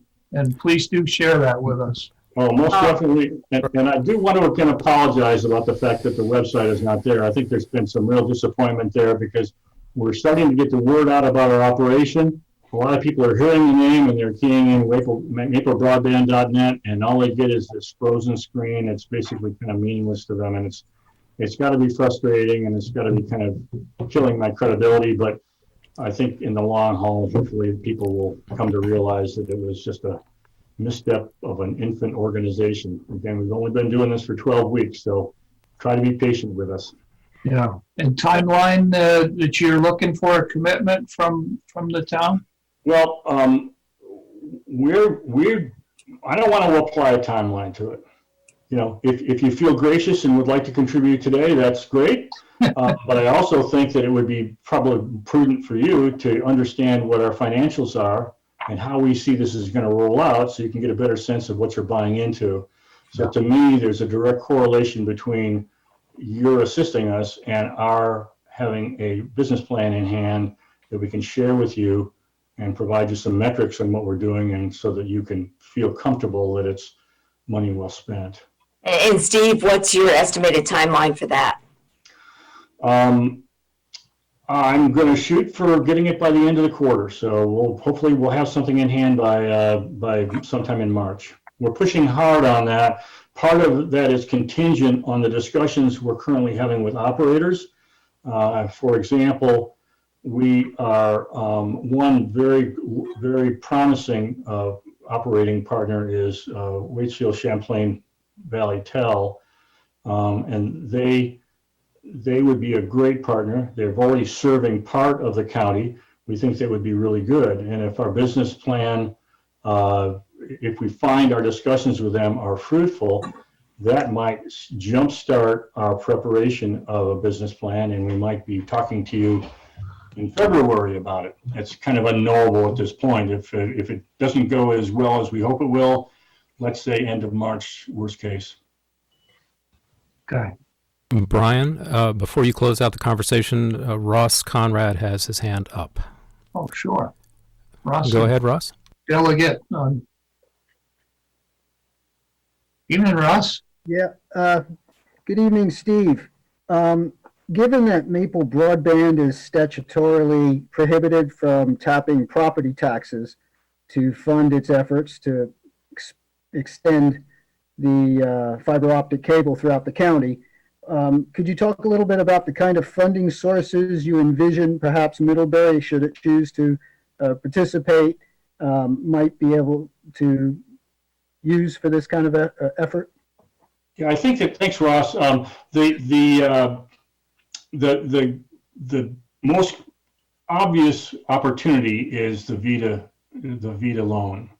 Again, because a little bit of money goes a long way. If VITA sees that we have commitment from the community, then VITA can feel confident that they can lend us a significant amount of funds as a result of it. So truly our large focus is on the Vermont Economic Development Association, and we are actively engaged in conversations with VITA to try to understand how we can best work towards those funds. That's going to be really key for us. Just more to Ross's point, I think he was thinking what potential pools of funding could the town tap to provide some support for the CUD. And one thing that I had discussed with Fred Kinney and a little bit with Steve was the potential for using funding from the revolving loan fund, which was created from a payback from a fund, a grant/loan to Hope for construction of its current facility. And the balance of the revolving loan fund at this time is just under $150,000. Steve, in preliminary conversations, we talked about an ask of the town of Middlebury of $70,000 to $90,000. Yep. That amount of funds would make a big difference. The kind of funds we're collecting right now or working towards are relatively small, $30,000 type magnitude. And again, the type of local funds that would really make a difference to us would be like $1 million. If we were able to get $1,100,000, we could max out the VITA loan, and that truly that'd be the kickstart. I think that if we got that loan, that would be sufficient for us. And I'm probably speaking out of turn. Hopefully Magnum will raise their hand and tell me I'm all wet. But my thought is that with that amount of funds, we might well be able to commence construction and actually start operating, which means we're going to start billing users and things like that. So that would be very, very promising. But certainly, as much as $70,000 to $90,000 from Middlebury would be significant, we must get more money than that. We must get more money than that from the local resources. If you can think of any fundraising individuals, angel investors, anything like that, we're scratching. There's only 5 members of our executive committee. Some of us have a pretty broad reach in the community, but we are eager to reach out to resources that can either raise funds or individuals we can speak with that might be willing to listen to our case and consider contributing to our effort. I think the business plan will help with that, Steve. Yep, agreed. Okay. Well, thanks a lot. That was very educational, and I think we're all excited that it's moved so far forward in a short period of time. Hope it continues. Yep, we'll reach out to Kathleen once we have a little bit more granularity to share with you. Sounds good. Thanks a lot. Good night. Farhad, have you got the check warrants? Heather does. Heather does. I knew it wasn't Nick. I just wasn't sure who. I'm sure hoping not. I got it. I'm gonna create some numbers tonight. Are you ready? Ready. Excuse me. I have reviewed the warrants and found them in good order. I move to approve total expenditures in the amount of $315,910.34, consisting of $208,304.72 for accounts payable and $107,605.62 for payroll for the period of December 30th, 2020 through January 12th, 2021. Do I hear a second? Second. Oh. All in favor, signify with a thumbs up. All right, Kathleen, town manager report. Happy to share some progress updates on the PD reuse project, if I can get that up quickly. Okay.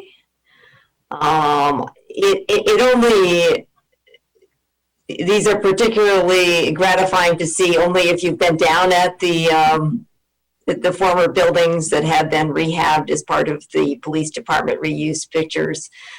We have the storage building, overhead doors, storage building, rear wall. If you had been down there before, the roof was leaking and there were different, I'd say nasty things dangling down from there. So it's good to see that we have a lot of insulation and it's looking good. Here's the new cruiser door, the new cruiser exterior and cruiser garage exterior and interior. I think it would help if we had some before and after pictures with this to show you exactly how remarkable these results are. And there at long last, the paved impound lot. That has been a long time in coming. I have to tell you, Kathleen, Chief? I actually took a drive down there the other day so that I could see it in real life.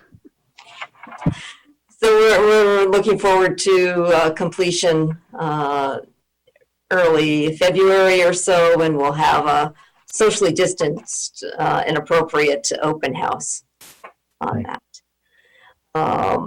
Just to note that we received our equalization study from the State of Vermont Department of Division of Property Valuation and Review, and our common level of appraisal is 100%. So our reappraisal work is still right on target. And just want to note that Ilsley Library Director Dana Hart reports that her Board of Trustees is interested in picking up its discussion interrupted by the onset of COVID-19 pandemic last year about taking a fresh look at the library renovation expansion project and potentially forming a new committee. In anticipation that Dana and the trustees will be looking to engage the select board at some point in the next few months, a brief overview and history of the project is included in your packet for everyone to get everybody back up to speed. And that's all I have. Okay, thank you, Kathleen. Nick, board member concerns? I have nothing to add tonight, Brian. Okay, Dan? The only thing is, Michelle felt bad for me, so she brought me snacks. She told me to share them with you all. I already had mine, by the way. Well, I ate everybody else's, so you guys are out of luck. That's all I got. Tell her the thought counted. Ron? Yeah, I just had an email from the high school that there was another positive case of COVID-19. I'm very concerned as a parent of 3 kids. It's been going on for the past 2 weeks, almost every day or almost every other day. There is a positive case, and it is concerning as a parent, especially, or as a citizen. We had to be extra cautious of our health of our children. And that's all. Thanks. Okay, thanks, Rod. Laura? I just want to say that I am really impressed and relieved that we were able to keep a level budget, and especially in light of the conversation that the schools are going through right now with their budgets. So I'm just grateful. I'm really grateful for that work. And Kathleen, I'm very grateful for the visuals that you presented tonight. And I think it helps me, to look at those pie charts and see, that Middlebury is really committed to its health of the community. And we talked about this early on in terms of the contribution that we make. And, when I look at how much we contribute to health and human services and other organizations like the Better Middlebury Partnership and transit resources, and I could go on and on, right? And we have quite a few, like we just support so many of these organizations that serve the wider community as the Shire town, and it comes to, between that and our rec department and our library, $2 million of contribution to our community, really, when I eyeballed it and I looked at the pie charts. So I just want to acknowledge that as an incredible contribution that the Middlebury voters are making, to their well-being and to lifting our whole county. So thank you. Okay, thanks, Laura. Lindsay? Yeah, I don't know about all of you. I feel like I've aged considerably in the past few weeks when watching the news. So I just wanted to say how much I appreciate serving with you all on this board, and how thankful I am that slow democracy is happening here, and that even though we disagree on things a lot of the time, or it takes a little bit longer to come to to come to a way to move forward, that we're all committed to the process. So just thank you all for being wonderful people. Okay, thanks, Lindsay. Heather? Yeah, so I have to come up with something after that wonderful thing from Laura and then that from Lindsay. Yeah. Don't have it at 20 after 9 at night. Hey, I did peanuts, so go ahead. Great job to Kathleen and the department heads on the budget this year. It can't be said enough. Amazing job. I'm not sure how you managed to put it all together, but it works in the end, and thank you. Okay, a lot of good and well-deserved accolades. I'd like to say I could cut you loose for the evening and go get dinner, but we do have I've been postponing it, thinking we would have a shorter meeting, and unfortunately, we need a couple things that we need to cover in executive session. So if somebody got their, Heather, you ready to take us into executive session? Yep, I can do it. I got it up. Okay.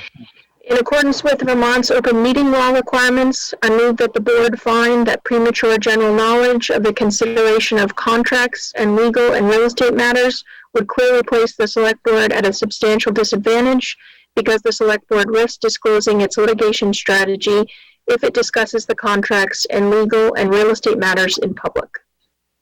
Second. All in favor, signify with thumbs up. Okay. I further move that the board enter into executive session to discuss contracts and legal and real estate matters under the provisions of Title I, Section 313A1 of the Vermont statutes. Second. All in favor, thumbs up. Okay, we're going to move into executive session 9:19. And Chris, if you could let us know when we're all alone. Yep, almost there.